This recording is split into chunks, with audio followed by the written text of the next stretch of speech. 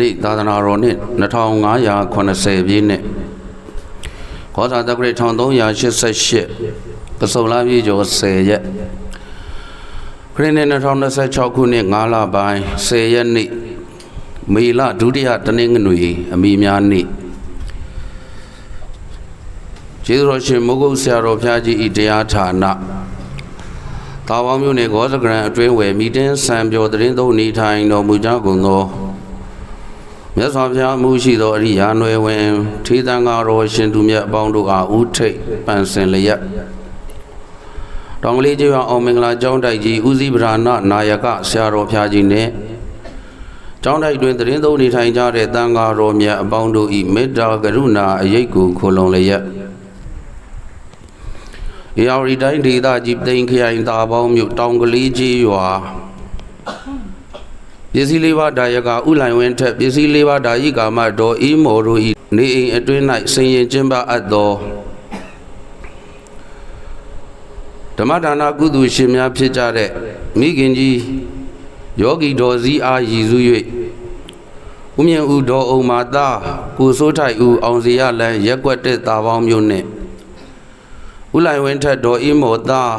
ကိုကျော်လင်းထက်သမီးမဆုပြည့်ထက်တောင်ကလေးကျေးရွာမိသားစုတို့နှင့်တကွကိုလှဆိုဦးခိတ္တထိုင်းနိုင်ငံတို့ဤပစ္စယနုဂဟကိုခံယူလျက်စည်ရင်ကျင်းပအပ်တဲ့အမိများနှင့်မိခင်ကျေးဇူးရည်စူးတရားအလူတော်ဓမ္မပူဇနီယစည်ရင်ကျင်းပရာနေရာဌာနသို့ယနေ့ကြားတော်၌ရောက်ရှိလာကြသောလူရှင်လူမပေါင်းသူတော်ကောင်းတို့နှင့်တကွရောက်ရှိလာကြတဲ့တရားနာပရိသတ်ပေါင်းသူတော်ကောင်းတို့အားလုံးသည်ကိုယ်စိတ်နှပြချမ်းသာချမ်းသာစွာဖြင့်မိမိတို့ကြုံတွေ့ရသမျှတို့အပေါ်၌တာဝေကဉာဏ်ဖြစ်အောင်နှလုံးသွင်းနိုင်ကြပါစေလို့ရှေးဥစွာမေတ္တာပို့သပေးလိုက်ပါရယ်နော်သစ္စာတရားတော်တို့ကိုဟောကြားကြ၌လမ်းပြသူအစစ်ဖြစ်တော်မူသောဖရာယရဏမဖောက်မပြန်မှန်ကန်သောတရားယရဏမြတ်ဗုဒ္ဓ၏ဆုံးမဓမ္မဒေသနာတော်တို့အားကောင်းစွာကျင့်သုံးလျက်ဖြောင့်စွာကျင့်သုံးလျက်နိဗ္ဗာန်အကျိုးငါကျင့်သုံးလျက်သူတော်ကောင်းတို့၏ပူဇော်မှုနှင့်လျော်အောင်ကျင့်သုံးလျက်နှစ်ပေါင်း2580ပြည့်နှစ်တိုင်အောင်ပြင်ဆင်ခြင်းပြောင်းလဲခြင်းဖြည့်ဆွက်ခြင်းနှုတ်ပယ်ခြင်းအလျက်မရှိပဲအရှိတိုင်းသေဆောင်ဆုံးမတော်မူလာကြကုန်သောသံဃာယရဏယရဏတော်မြတ်သုံးပါးတို့၏ဂုဏ်တော်ကျေးဇူးတော်တို့နှင့်တကွမိခင်ဖခင်ဆရာသခင်ကျေးဇူးရှင်အပေါင်းတို့၏ဂုဏ်ကျေးဇူးတို့ကိုပူဇော်ကျေးဇူးဆက်တော်အဖြစ်၎င်းဦးဇင်း၏မျက်မှောက်သို့ယနေ့တရားတော်၌ရောက်ရှိလာကြသောတရားနာပရိသတ်ပေါင်းသူတော်ကောင်းတို့နှင့်တကွအင်တာနက်ပေါ်၌နာယူလျက်ရှိကြတဲ့တန်ត្រာဤဆွေတော်မျိုးတော်ပေါင်းတို့အားကျေးဇူးဆက်တော်ဤဖြင့်ဟောကြားအပ်မဲ့ဓမ္မဒေသနာယဓမ္မဒါနဓမ္မပူဇနီယနိဗ္ဗာန်အောင်စုမြတ်ကောင်းမှုကိုနတ်လူသာဓုခေါ်စေတော်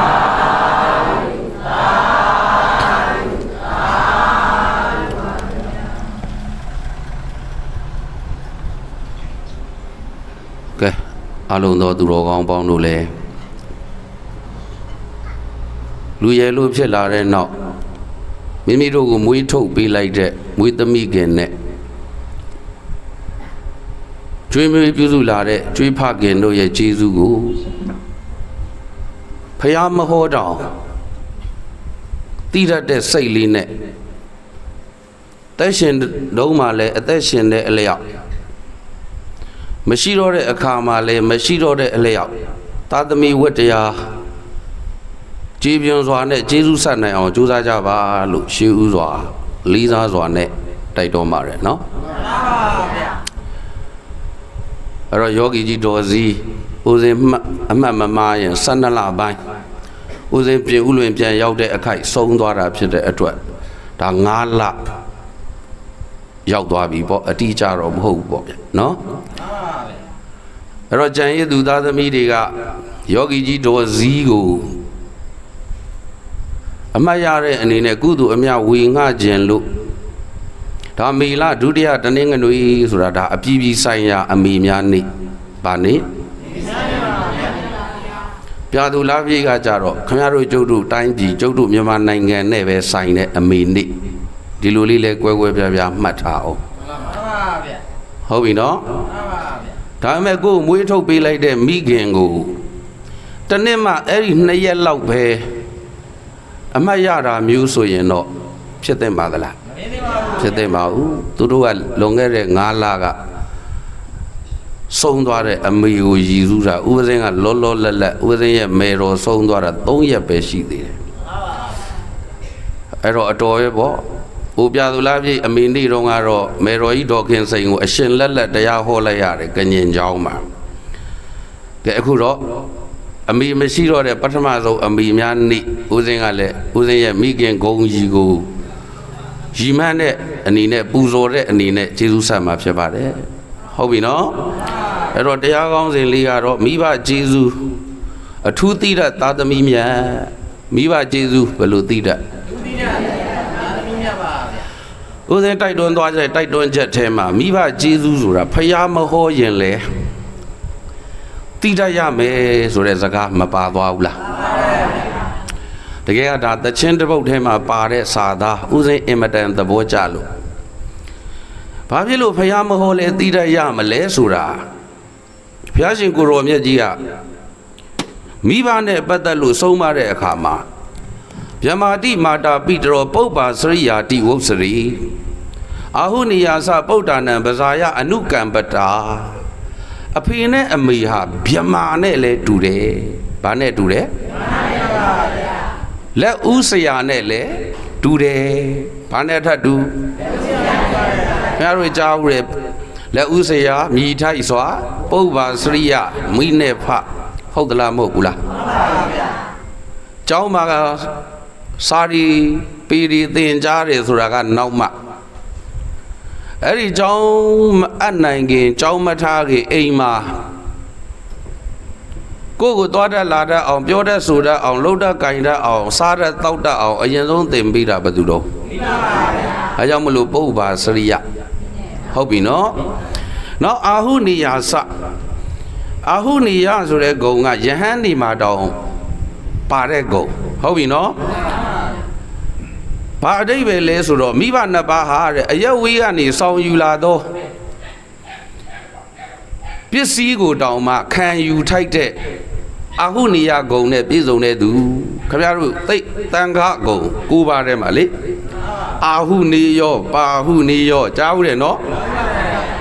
အဖေနဲ့အမေဟာတဲ့အဲ့ဒီလိုယဟန်ဒီလိုပဲခင်ဗျားတို့ယဟန်သံဃာတွေကိုရိုးရိုးသေးသေးလေးလေးဆဆနဲ့အဝေးကဆောင်ယူလာတဲ့ပစ္စည်းလေးပါးတွေကိုတယိုတသေးစက္ကတ်တယ်လို့ကိုယ့်အဖေနဲ့အမေကိုလည်းအဲ့ဒီလိုပေးကောင်းသလားမပေးကောင်းဘူးလားအဲ့ဒီလိုဘုန်းကြီးတစ်ပါးလို့ယဟန်တစ်ပါးလို့ကိုလှူသင့်တာအဖေနဲ့အမေဟုတ်ပြီနော်အဲ့တော့ဒီထဲမှာဦးစင်အထူးတလေပြောချင်တာကမိဘနှစ်ပါးဟာဗြဟ္မာကြီးနဲ့တူတယ်ဘာကြီးနဲ့တူအဲ့ဒါလေးကိုနည်းနည်းပြောချင်တယ်ဟုတ်ပြီနော်အဲ့ဒါလေးပြောမှမိဘကျေးဇူးဆိုတာဖျားမဟောလဲသိတတ်ရမယ်ဆိုတဲ့အတိတ်ပဲပေါ်လာမှာဟုတ်ပြီနော်ဗြဟ္မာကြီးဆိုတာဥစဉ်တို့30ဘုံဟိုအထက်20ဘုံတည်းကဗြဟ္မာကြီးတွေနဲ့တွားတူတယ်လို့ပုဂ္ဂိုလ်အပြင်တူတယ်လို့ဖျားကပြောတာမဟုတ်ဘူးအဲ့ဒီဗြဟ္မာကြီးတွေကျင့်သုံးတဲ့တရားအတိုင်းအဖေရရောအမေကပါခမည်းတော်ကျုပ်တို့အပေါ်မှာကျင့်သုံးလို့ဗြဟ္မာနဲ့တူတယ်လို့ပြောတာပုဂ္ဂိုလ်တူတာပြောတာလားကျင့်သုံးတဲ့တရားတူတာလားဒါလေးမှတ်ထားနော်အဲ့တော့ရှင်မြတ်ဗြဟ္မာတွေကျင့်သုံးတဲ့တရားကဘာလဲအဲ့ဒါဗြဟ္မာဝိဟာရတရားလို့ခေါ်တယ်၄ပါးရှိတယ်ဗြဟ္မာဝိဟာရတရားပဲနှစ်ပါးလိုက်ပြောကြည့်နံပါတ်1မေတ္တာနံပါတ်2ကကရုဏာနံပါတ်3ကမုဒိတာနံပါတ်3ကနံပါတ်4ကဥပေက္ခဒီတရား၄ပါးကြားဘူးလားအဲ့တော့ဗြဟ္မာတွေကျင့်သုံးတဲ့တရားဗြဟ္မာတွေကတလောကလုံးကိုဒီဗြဟ္မဆိုတရား၄ပါးနဲ့နှလုံးသွင်းပြီးမှနေသလိုမိဘတွေကလည်းသားသမီးတွေအပေါ်မှာမေတ္တာထားသလားမထားဘူးလား မင်းတို့မွေးထားတဲ့သားသမီးတွေအပေါ်မှာမေတ္တာတရားထားပါဟေ့လို့များအဖေနဲ့အမေကိုလေဘယ်ဖယားကများလာဟောเสียလို့လဲအဲ့ဒါလေးသဘောပါတယ်နော်မိဘတွေဟာသားသမီးတွေပေါ်မှာမေတ္တာတရားထားဖို့ဘယ်ဖယားမှလာဟောเสียမလိုဘူးရှင်းသလားဟိသားတွေသမီးတွေအစင်မပြေတာတွေ့ရင်ကရုဏာတရားကိုထားသလားမထားဘူးလား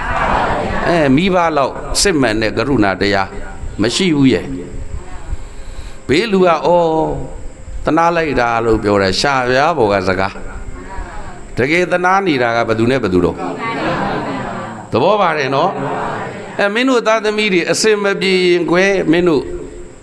အဲ့ဒီသားသမီးတွေပေါ်မှာကရုဏာတရားလီထားကြပါဟဲ့လို့များအဖေနဲ့အမေကိုဖယားကလာဟောเสียလို့လားဟောအတိတ်ပဲပေါ်နေပြီနော်မိဘအပေါ်မှာသားသမီးပေါ်မှာမေတ္တာထားဖို့ကရုဏာပွားဖို့မိဘတွေကိုဘယ်ဖယားမှဟောเสียမလို့ပဲနဲ့သားသမီးတွေပေါ်မှာမေတ္တာတရားကြီးမှကရုဏာတရားကြီးမှစွာနဲ့ကျွေးမွေးပြုစုစောင့်ရှောက်လာတဲ့အဖေနဲ့အမေမဟုတ်ဘူးလားအဲ့တော့ခင်ဗျားတို့ကျုပ်တို့တွေကလည်းမိဘကျေးဇူးကိုဖယားဟောမှသိတတ်ရမှာလားဖယားမဟောလဲသိတတ်ရမှာလားအဲ့ဒီအတိတ်ပဲကိုပြောတာရှင်းတယ်နော်ခင်ဗျားတို့ကျုပ်တို့မြန်မာဗုဒ္ဓဘာသာအဖေနဲ့အမေမှမဟုတ်ပါဘူးကမ္ဘာပေါ်မှာရှိသမျှသောအဋ္ဌိလိုက်အဋ္ဌိလိ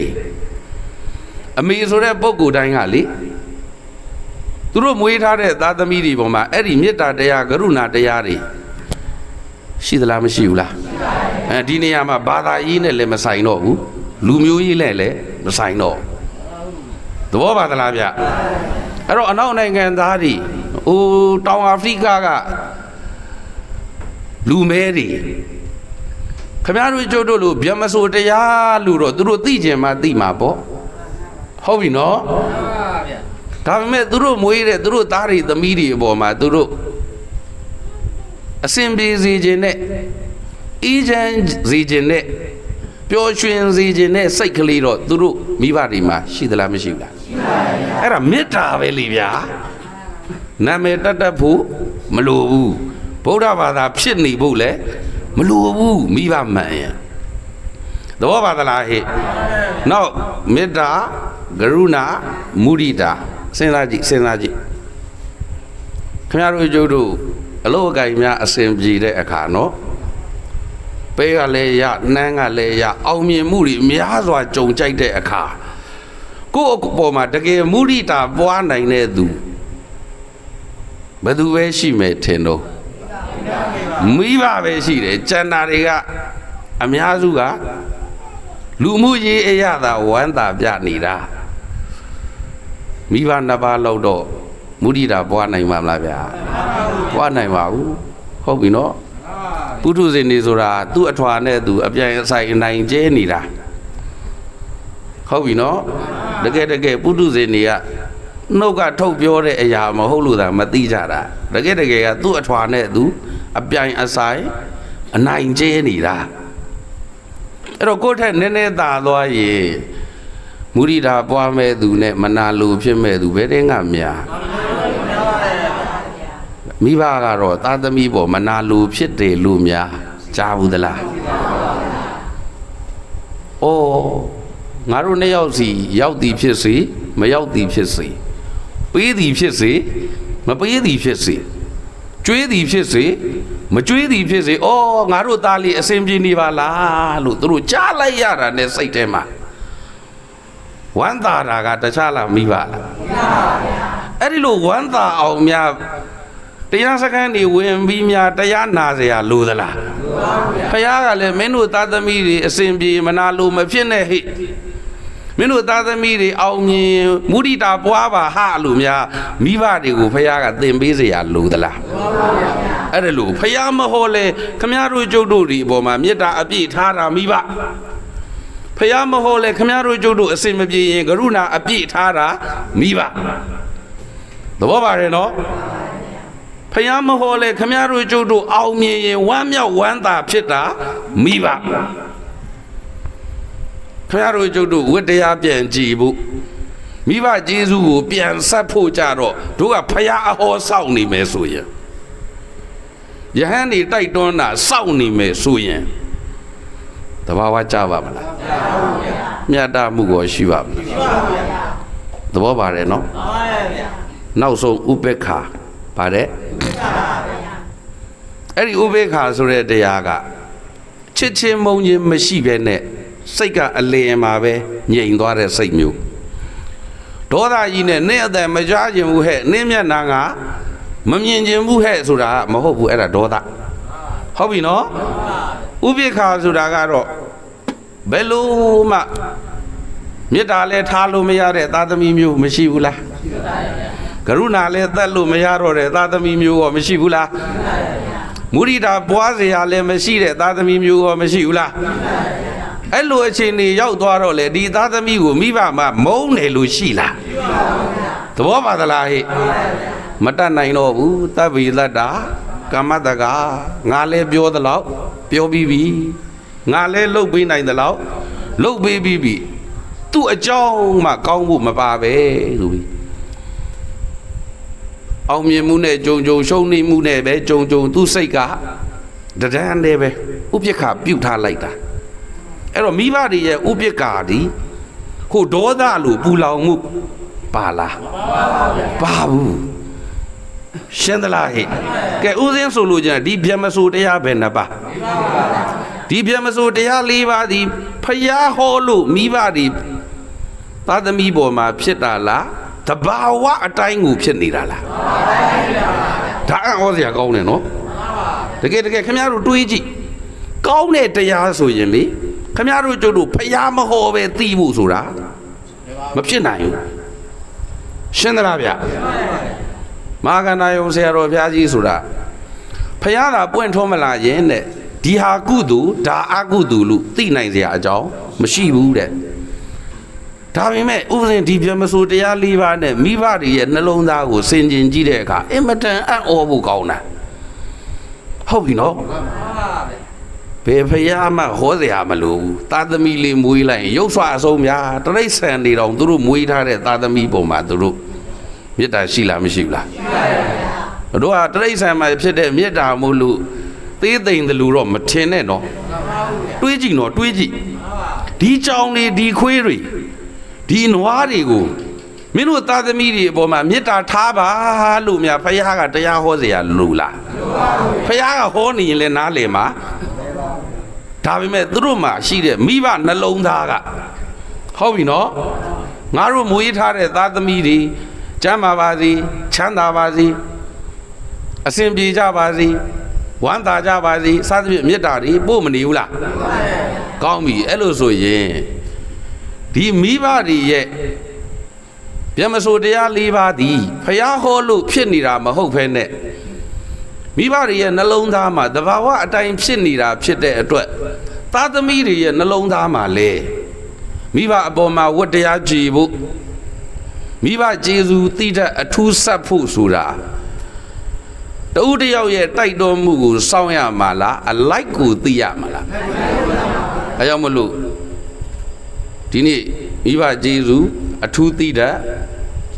သားသမီးမြတ်ဟုတ်ပြီနော်ဦးဇင်းတို့အခုလူဘဝမှာဖြစ်နေတဲ့85နှစ်သက်တမ်းခုခင်ဗျားတို့85နှစ်သက်တမ်းပဲရှိတော့တယ်နော်အဲ့ဒါသက္ကဝတိသုတ်ဆိုတဲ့ဘုရားရှင်ကိုရောမြတ်ကြီးလောကကြီးစုတ်ကတက်ကအကြောင်းဟောထားတာရှိတယ်အဲ့တော့ဒီ85နှစ်တန်းဟာဘယ်ထဲကိုရောက်နေလဲလို့မေးရင်ဒုစရိုက်10ပါးလုံး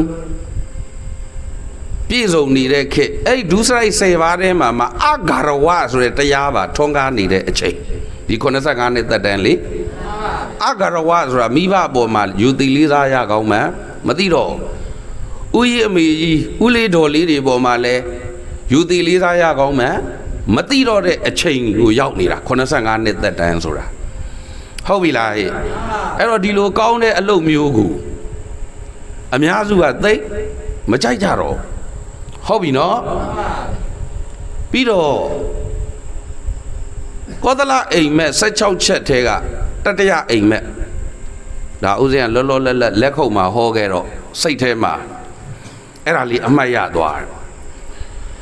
အဲ့ဒီကောသလမင်းကြီးမဲ့တဲ့အိမ်မက်16ခုထဲမှာနံပါတ်3အိမ်မက်ကဘာလဲဆိုတော့နွားမငယ်ရဲ့နှုတ်ကိုနွားကြီးတွေကပြန်ပြီးတောက်ဆူရတယ်လို့သူမဲ့တာဟုတ်ပြီနော်နွားမငယ်ရဲ့နှုတ်ကိုအရွယ်ရောက်ပြီးသားနွားကြီးတွေကပြန်ပြီးတော့တောက်ဆူရတယ်ဆိုတဲ့အိမ်မက်ကိုဘုရားရှင်ကိုရောမြတ်ကြီးစီလျှောက်တော့ဘုရားရှင်ကိုရောမြတ်ကြီးကသင်မင်းကြီးမင်းဘာမှမပူနဲ့အဲ့ဒါငါတို့ခေတ်မှာဖြစ်မှာမဟုတ်ဘူးတဲ့သဘောပါသလားဗျအစတော့ तू ကလန့်နေတာပေါ့ဘာဖြစ်လို့လဲဆိုပုံနာတွေကအသင်မင်းကြီးမှာလည်းအန္တရာယ်ရှိတယ်ထီးနှမ်းမှာလည်းအန္တရာယ်ရှိတယ်အသင်မင်းကြီးရဲ့မိဘရခေါင်ကြီးမှာလည်းအန္တရာယ်တစ်ခုခုကြားရောက်နိုင်တယ်ဆိုပြီးတော့ချင်းချောက်ထားတော့ तू ကြောက်နေတာအဲ့ဒီအိမ်မက်တွေကိုဖျားရှင်ကိုရောမြတ်ကြီးစီရောက်မှာဖျားကသင်မင်းကြီးဘာမှမပူနဲ့မင်းလက်ထက်မှာလည်းဓာရီကမဖြစ်သေးဘူးငါဖျားလက်ထက်မှာလည်းဓာရီကမကြုံသေးဘူးဟုတ်ပြီလားအဲ့လိုဆိုရင်ဘာအဓိပ္ပာယ်ပါလဲဖျားအေးကွာနောင်နှစ်ပေါင်းထောင်ချီကြာသွားတဲ့အခါနှစ်ပေါင်းဘယ်လောက်ထောင်ချီကြာမှာပါခုခင်ဗျားတို့တို့ကဖျားရှင်ကိုရောမြတ်ကြီးခန္ဓာပြိဋိဘံဆံပြီးတဲ့နောက်နှစ်ပေါင်း2580ပြည့်ကိုရောက်သွားပြီအဲ့တော့ဖျားပြောတဲ့နှစ်ပေါင်းထောင်ချီထဲမှာခင်ဗျားတို့ကျုပ်တို့ကပါနိုင်မပါနိုင်ဘုမင်းလင်းလင်းပြောရရင်အခုလို့ရက်ရွာဒီကြီးလက်တွေမှာသာအဲ့ဒါလောက်ထိစူးစူးဝါးဝါမတွေ့ရသေးတာနော်တချို့နေရာတွေမြို့ကြီးပြကြီးတွေတနိုင်ငံလုံးအတိုင်းအတာနဲ့ရှင်ရင်အများစုကအဲ့ဒီသားသမီးတွေလူငယ်တွေကမိဘတွေလူကြီးတွေကိုယူသေးရကောင်းမှမသိကြတော့အများစုကဟုတ်ပြီနော်ကောင်းပြီအဲ့ဒီအိမ်မက်ရဲ့အတိတ်ပဲကိုမြတ်စွာဘုရားပြောတယ်နောင်နှစ်ပေါင်းထောင်ချီကြာသွားတဲ့အခါကွာသားတွေသမီးတွေရဲ့လှုပ်စာကိုမိဘတွေကမျက်နှငယ်လေးနဲ့ပြန်ပြီးစားရမယ်သားသမီးတွေရဲ့လှုပ်စာကိုမိဘတွေကမျက်နှငယ်နဲ့ပြန်စားအဲ့ဒါအရေးကြီးတယ်အဲ့ဒါအရေးကြီးတယ်မှန်ပါဘယ်လိုစားရမှာမျက်နှငယ်လေးနဲ့စားမှာပါဗျာဘုရားဟောတာရေပုံရအားဖြင့်စဉ်းစားရင်မှန်သလားမှားသလားမှန်ပါဗျာအဲ့ဒီလိုခေတ်အဲ့ဒီလိုအခါကြီးမှာယောဂီကြီးဒေါ်စီအသက်ရှိထေရှားရှိတုန်းကလည်းဒီဒေါ်အောင်မာတို့မအေးမော်တို့ဥသိမြင်နေတာပါပဲနော်ယောဂီကြီးဒေါ်စီလိုလေသေးမရှိစကန်းဝင်ရမယ့်အချိန်ဆိုလဲစကန်းဝင်ဖို့အိမ်မှာရှိတဲ့အချိန်ဆိုရင်လဲအိမ်မှာရှိလို့အတတ်နိုင်ဆုံးပြုဆောင်ရှောက်ကြတယ်ဒါပါပြောချင်တာလဲဆိုတော့ဖះပြောတဲ့နွားမငယ်ရဲ့နှုတ်ကိုနွားအိုကြီးတွေတောက်ဆိုးရတဲ့ခေတ်အခါကာလကြီးတွေမှာဒါသူတော်ကောင်းတွေကျင့်သုံးတဲ့အကျင့်ကိုရှာရှာပါပါဆက်ပြီးကျင့်သုံးနိုင်တယ်လို့ပြောရင်မှားမလားမှားပါဘူးဗျာဒါကြောင့်မို့လို့အကောင်းကိုအများစုမကြိုက်တဲ့အချိန်မှာဒီအကောင်းကိုလုံနိုင်တယ်ဆိုရင်ဒါဘုံရှင်ကံရှင်ပါရမီရှင်သဘောပါသလားဗျာမှန်ပါဗျာအိုးဘုံမဲ့ကံမဲ့ပါရမီမဲ့တွေကကြတော့အများမိုးကားရည်တောက်တယ်လို့လိုက်တောက်ကြမှာပဲဟုတ်ပြီလားဟဲ့ကဲအခုယောဂီကြီးတော်စီမရှိတဲ့နောက်မှာလဲဒီတရားပွဲကအမိများနေ့မှာယောဂီကြီးတော်စီရဲ့ကျေးဇူးကိုသူတို့ရည်စူးပြီးတော့မှကောင်းမှုကုသိုလ်တွေလုပ်မယ်ပြီးရင်ကုသိုလ်အမြတွေဝေမယ်ပေါ့ဒီရွယ်ချက်နဲ့လုပ်တာဖြစ်ပါတယ်ဟုတ်ပြီလားဗျာကောင်းပြီအဲ့ဒီတော့ဖျားမဟောပြီမဲ့လို့မိဘတွေကမေတ္တာကရုဏာမုဒိတာဥပေက္ခအပြည့်နဲ့သားသမီးတွေပေါ်မှာချစ်ခင်မြတ်နိုးသလိုဥပဇင်းတို့သူတော်ကောင်းတို့သားသမီးတွေကလည်းမိဘအပေါ်မှာဝတ္တရားကြည်ဖို့မိဘအဖို့ကျေးဇူးဆက်ဖို့ဘယ်ဖျားအဟောကူမှစောင့်မနေပါနဲ့သဘောပါသလားဗျကောင်းပြီဗျာအဲ့တော့ဘုရားရှင်ကိုရောမြတ်ကြီးကအဲ့ဒီမိဘကျေးဇူးဆက်မဲ့အခါမှာအချင်းဤနှမျိုးဟောထားတာရှိဘယ်လိုဟောထားတာလဲဆိုတော့အင်္ဂုတ္ထုတမစိတ်တဝတ်မှာဘုရားရှင်ကိုရောမြတ်ကြီးကဒွိနာဟံဘိက္ခွေနသုပ္ပတိကာရံဝဒာမိပုဂ္ဂိုလ်နှစ်ဦးရဲ့ကျေးဇူးကိုလွယ်လွယ်နဲ့ဆက်လို့ရတယ်လို့ငါမဟောဘူးကွာ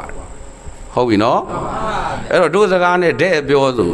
လောကကြီးမှာကွာပုဂ္ဂိုလ်နှစ်ယောက်ရဲ့ကျေးဇူးကိုကြည်အောင်လွယ်လွယ်နဲ့ဆက်လို့မရနိုင်ဘူးလို့ပြောတာအဲ့တော့တခြားမှမဟုတ်ပဲမိဘအကြောင်းပြောနေတာဟုတ်ဗျနော် အဲ့တော့ကတမေတံဒွိဏံအဲ့နှစ်ယောက်ကဘာလဲလို့မေးရင်တဲ့မာတုစမွေးမိခင်ကို၎င်းဟုတ်ပြီလားဟဲ့ပိတုစကျွေးဖခင်ကို၎င်းနဲ့အဲ့ဒီပုဂ္ဂိုလ်နှစ်ဦးရဲ့ကျေးဇူးကိုလွယ်နဲ့ဆက်လို့ကြည်တယ်လို့ငါဖယားမဟုတ်ဘူးတဲ့မိဘနှစ်ပါးရဲ့ကျေးဇူးဆက်တာတော့ဆက်တယ်ကြည်အောင်ဆက်ဖို့လွယ်ပါမလားလွယ်ပါဘူးဗျာဟိုလူမိုက်တွေပြောသလိုတော့မလုံးနဲ့နော်ရှင်ပြရဲ့မိဘကျေးဇူးဆိုတာကြည်အောင်ဆက်ဖို့လွယ်တယ်မှမဟုတ်ပဲတဲ့အဲ့လိုဆိုမင်းဝရိယစိုက်ပြီးကြိုးစားပန်းစားဆက်ပေါ့ကွာမဟုတ်ဘူးဖေရတယ်မကြည်မဲ့အတူတူတော့သဘောပါသလားဒါပေမဲ့မြတ်စွာဘုရားကကြည်မဲ့နီးလဲဟောထားတာရှိတယ်လေမကြည်တဲ့နီးရဲ့ကြည်တဲ့နီးရဲ့သိကြလားမသိကြတော့ဆက်ဟောမှာပေါ့သဘောပါတယ်နော်အဲ့တော့မကြည်တဲ့နီးနဲ့ကြည်တဲ့နီးကိုဒါယောဂီတို့သူတော်ကောင်းတို့နားလေလွယ်အောင်ဦးသိန်းကကြိုပြီးပြောလိုက်မယ်နော်ကံနဲ့ဆက်တဲ့နီးရဲ့ဉာဏ်နဲ့ဆက်တဲ့နီးရဲ့ဟုတ်ပြီလားဟဲ့ဘာနဲ့ဆက်တဲ့နီးမြတ်စွာဘုရားကကံနဲ့ဆက်တဲ့နီးကိုအရင်ပြောတယ်ဧကေနဘိက္ခွေအန္တိနမတရံပရိဟရိယဧကေနအန္တိနပိတရံပရိဟရိယဝတ္တတတာယူကောဝတ္တတတဇီဝီတဲ့အဖေနဲ့အမေကိုတဲ့လက်မောင်းတစ်ဖက်စီမှာထားဘယ်မှာထားပခုံးပေါ်မှာထမ်းထားဖို့ပြောတာဘယ်လောက်ထမ်းထားမှလဲဆိုတော့အနှစ်တရာတက်တန်းရှိတဲ့ကာလမှာတဲ့အနှစ်တရာလုံးအမေကိုပခုံးတစ်ဖက်မှာထားအဖေကိုပခုံးတစ်ဖက်မှာထားတဲ့သောဇနေတံဥစ္စာဒနာပရိမန္တနာနာပနတံဘဟနီနအဲ့ဒီအဖေနဲ့အမေကိုစားစရာရှိလဲအဲ့ဒီပခုံးပေါ်မှာပဲကျွေးအနက်နေမထွက်အမွေးနန္တာတွေနဲ့လိမ့်ဟုတ်ပြီနော်အဲ့ဒီပေါ်မှာပဲရေမိုးချိုးနောက်ဆုံးကျင်ကြီးကျင်ငယ်ကအစအဲ့ဒီပေါ်မှာပဲဆွန့်သဘောပါသလားဗျအဲ့လိုနီးနဲ့ဆက်ရအောင်ကျေးဇူးကမကြည့်ဘူးတဲ့သဘောပါတယ်နော်လူငယ်တွေလည်းပါတော့ဦးဇင်းဒီတရားကိုဟောဘူးပါတယ်ဗရမ ्या ရိပ်တာထဲမှာလည်းဟောဘူးပါတယ်အဲ့တော့ကတော့ဦးဇင်းရဲ့ပစ္စည်းလေးပါးတကာဟိုစိန်တိုက်ကကိုကျော်ကြီးတို့ဒေါ်မြတ်ဆင့်တို့ ਨੇ ဥပမာပေးပြီးဟောတာပေါ့ဟုတ်ပြီနော်ဒီမှာကျတော့မအေးမော်တို့မအုံမာတို့ ਨੇ ဒေါ်စည်း ਨੇ ဥပမာပေးဟောရမှာပဲသဘောပါတယ်နော်တချို့လူငယ်တွေကရုပ်ဝတ္ထုတိုးတက်နေတဲ့ခေတ်မှာတချို့ကဇောတကတက်ချင်တယ်ဆိုပါစို့လာလျှောက်တယ်ရှင်ဖျားတဲ့အဖေနဲ့အမေကတပည့်တော်တို့ကိုမွေးပြီးတော့အဲ့16နှစ်သားအသက်20မပြည့်ခင်လေးမှာတဲကုတ်လေးနဲ့ထားတယ်ဖေရတယ်ဘယ်လောက်နဲ့ထားတယ်ကျောင်းသွားရင်လည်းမုတ်မှုကရတဲ့နေ့ရှိတယ်မရတဲ့နေ့ရှိတယ်ဖေရသဘောပါသလားသေချာနားထောင်အရေးကြီးတယ်အဲ့တော့တပည့်တော်တို့ကအဲ့ဒီလိုစင်းစင်းရဲရဲနေရတာအမရလို့နိုင်ငံခြားထွက်သွားတယ်ဟုတ်ပြီနော်အခုကျွန်တော်အသက်30လောက်လဲရောက်ရောပြန်လာတယ်အဲ့ဒီအဖေနဲ့အမေကိုတိုက်ပေါ်မှာမတောက်မတမကြောက်မကြထားတာအခုဆိုအနှစ်30ရှိပြီတဲ့သဘောပါသလား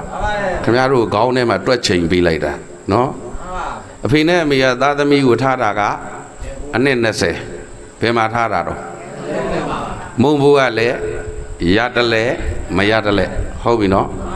အဲ့တော့သားသမီးကနိုင်ငံခြားထွက်သွားပြန်လာတယ်မိဘနှစ်ပါးကိုတိုက်ပေါ်မှာထားတယ်အနှစ်30ရှိပြီအဲ့ဒီအနှစ်30တဲမှာလဲလူလီသည်မရှိသဘောပါသလားဗျာအဲ့ဒါမိကျေးဇူးမကြည်ဘူးလားဗျာကြည်ဘူးกว่าလို့သဘောပါတယ်နော်ခုနကတော့ပခုံးတစ်ဖက်စီထားဆိုတာဖျားစကားဖျားခက်ကစကားဖြစ်နေတယ်နင်တို့ခေါင်းနဲ့လည်းမဝင်ဘူးတွက်လည်းတွက်တတ်မှာမဟုတ်ဘူးသဘောပါသလားဗျအဲ့တော့လူငယ်တွေအမြင်နဲ့ကြည့်တော့ဟောငါတို့ကိုကြောင်းထားတော့ကမုတ်မူရတလဲမရတလဲအခုအဖေနဲ့အမေကိုလိုလေသေးမရှိဟုတ်ပြီနော်ဓာတ်စာတွေစေဝါတွေဝါစုဥစုလှူနိုင်အောင်ကထိန်ရာသီဆိုလှူနိုင်အောင်မတောင့်မတမကြောက်မကြနဲ့ထားတယ်ဟုတ်ပြီလားဟဲ့အိမ်ကြီးအိမ်ကောင်တိုက်ပေါ်မှာထားတယ်သူတို့အတွေးကတော့ကြည်ပြီလို့ထင်ကျင်တယ်ဟုတ်သလားမဟုတ်ဘူးလားအမေကြည်လားကြည်ပါဘူးဗျာဘာလို့မကြည်တာလဲ ခုနကတော့ပြောထားတယ်ခုနကတော့ပြောထားတယ်မေတ္တာခြင်းကရုဏာခြင်းမုဒိတာခြင်းဥပေက္ခခြင်းတကယ်ကံကိုဆုံးဖြတ်သွားတာကစိတ်တကယ်ကံကိုဆုံးဖြတ်သွားတာဘာလို့တော့ဟုတ်လားမဟုတ်ဘူးလားဟိုတဲတွေတိုက်တွေကကံမြောက်တာလားနှလုံးသားမှာဖြစ်တဲ့စိတ်ကကံမြောက်တာလားသားသမီးတွေကအလိုက်သိလို့မိဘအပေါ်မှာမေတ္တာထားလို့အဲ့ဒါလို့မတောင့်မတမကြောက်မကြပြန်ထားတယ်ဆိုတာလည်းမှန်ပါတယ်လက်ခံပါတယ်ဒါလည်းမေတ္တာပဲမိဘပေါ်ထားတဲ့သားသမီးမေတ္တာဟုတ်ပြီလားဒါမဲ့တစ်ခုတွေးကြည့်ဗျာမိဘကသားသမီးပေါ်ထားတဲ့မေတ္တာနဲ့သားသမီးကမိဘပေါ်ထားတဲ့မေတ္တာချင်းရှင်းလို့ရနိုင်မှာအဲ့ဒါကတော့ကိုယ်တိုင်မိဘနေရာရောက်ရင်သိသွားပါလိမ့်မယ်ဟုတ်ပြီနော်ဦးဇင်းအဲ့ဒီမှာပေးတဲ့ဥပမာအတိုင်းပြီးမယ်ကိုကတော့သားသမီးနေရာလဲရောက်ပြီအခုအိမ်တော်နေကြတော့သားလေး2ယောက်မွေးထားတော့မိဘနေရာလဲရောက်နေပြီအလေကိုရောက်နေပြီသေချာစဉ်းစားနော်အမေနေမကောင်းမှုတဲ့ဟေးဆိုရင်ဒီသားသမီးစိတ်ပူမလားမပူလားပူတယ်ပြေးတယ်အမေကိုခြေစိုးလက်နဲ့လှုပ်မှာပဲစိတ်ကံပို့သိရင်ပို့မှာပဲရှင်းသလားဟေ့ပသိမ်မနိုင်ရန်ကုန်ပို့သိပို့မှာပဲအဲ့ဒီအချိန်မှာဟိုအိမ်မှာကြံခဲ့တဲ့ကိုမွေးထားတဲ့သားလေးကလည်းသဘောပါတယ်နော်ကလေးကဘာဖြစ်လို့ဖြစ်မှမသိဘိုက်နာတာလားဘာဖြစ်တယ်လဲငေတန်ပေါအောင်ငူနေပြီဆိုပါစို့ဒီကြားထဲရောက်နေတဲ့ကောင်ကသဘောပါတယ်နော်အမေဘက်စိတ်ပူရောက်မှာလားဟိုအိမ်ကသားပူစိတ်ပူရောက်မှာလားအဲ့ဒါကြားထဲရောက်တဲ့သူမှသိမှာနော်ရှင်းသလားဟဲ့အဲ့တော့သားသမီးကမိဘပေါ်မှာမေတ္တာထားတဲ့အခြေအနေနဲ့ကိုယ်တိုင်မိဘကကိုယ်သားသမီးပေါ်မှာထားတဲ့မေတ္တာအခြေအနေနဲ့ရှင်ကြည့်သဘောပါသလားဗျမိဘပေါ်မှာထားတဲ့ကိုယ့်ရဲ့မေတ္တာကဟိုကိုယ်သားသမီးပေါ်မှာထားတဲ့ကိုယ့်ရဲ့မေတ္တာကိုမိနိုင်ပါမလားအဲ့တော့ကံအားဖြင့်ရှင်ရင်ဘယ်လိုမှမမိနိုင်သဘောပါသလားဗျသားသမီးဘလောက်အလိုက်သိသိဗျာအငတ်ခံမိဘကိုရှာကျွေးတယ်လို့ခုခေတ်မှာမကြားဘူးသူတို့အဲ့လိုမတောင့်မတထားနိုင်တယ်ဆိုတာကလေတော်ကိုအဆင်ပြေလို့သဘောပါသလားဟဲ့အဲ့ဒါတော့ရထားတဲ့မယားကသူတော်ကောင်းမို့ရထားတဲ့မယားကရထားတဲ့မယားကဟိုကလီကချီအုတ်ကြမြက်ပေါက်အောက်တန်းကြတဲ့သူဆိုမိမအတွက်စိန်နဲ့ကမေအတွက်ပဲကြီးလို့ဖြစ်မလားမဖြစ်ဘူးလားအဲ့တော့မိဘကျေးဇူးဆက်တာတော့ရထားတဲ့မယားကအချိုးပြေအောင်မှသဘောပါသလားဟဲ့နောက်တစ်ခုတွေးကြည့်အငတ်ခံပြီးများမိဘကိုတင်းတောင့်တင့်နေထားတဲ့သားသမီးဆိုတာလောကမှာရှိပါသလား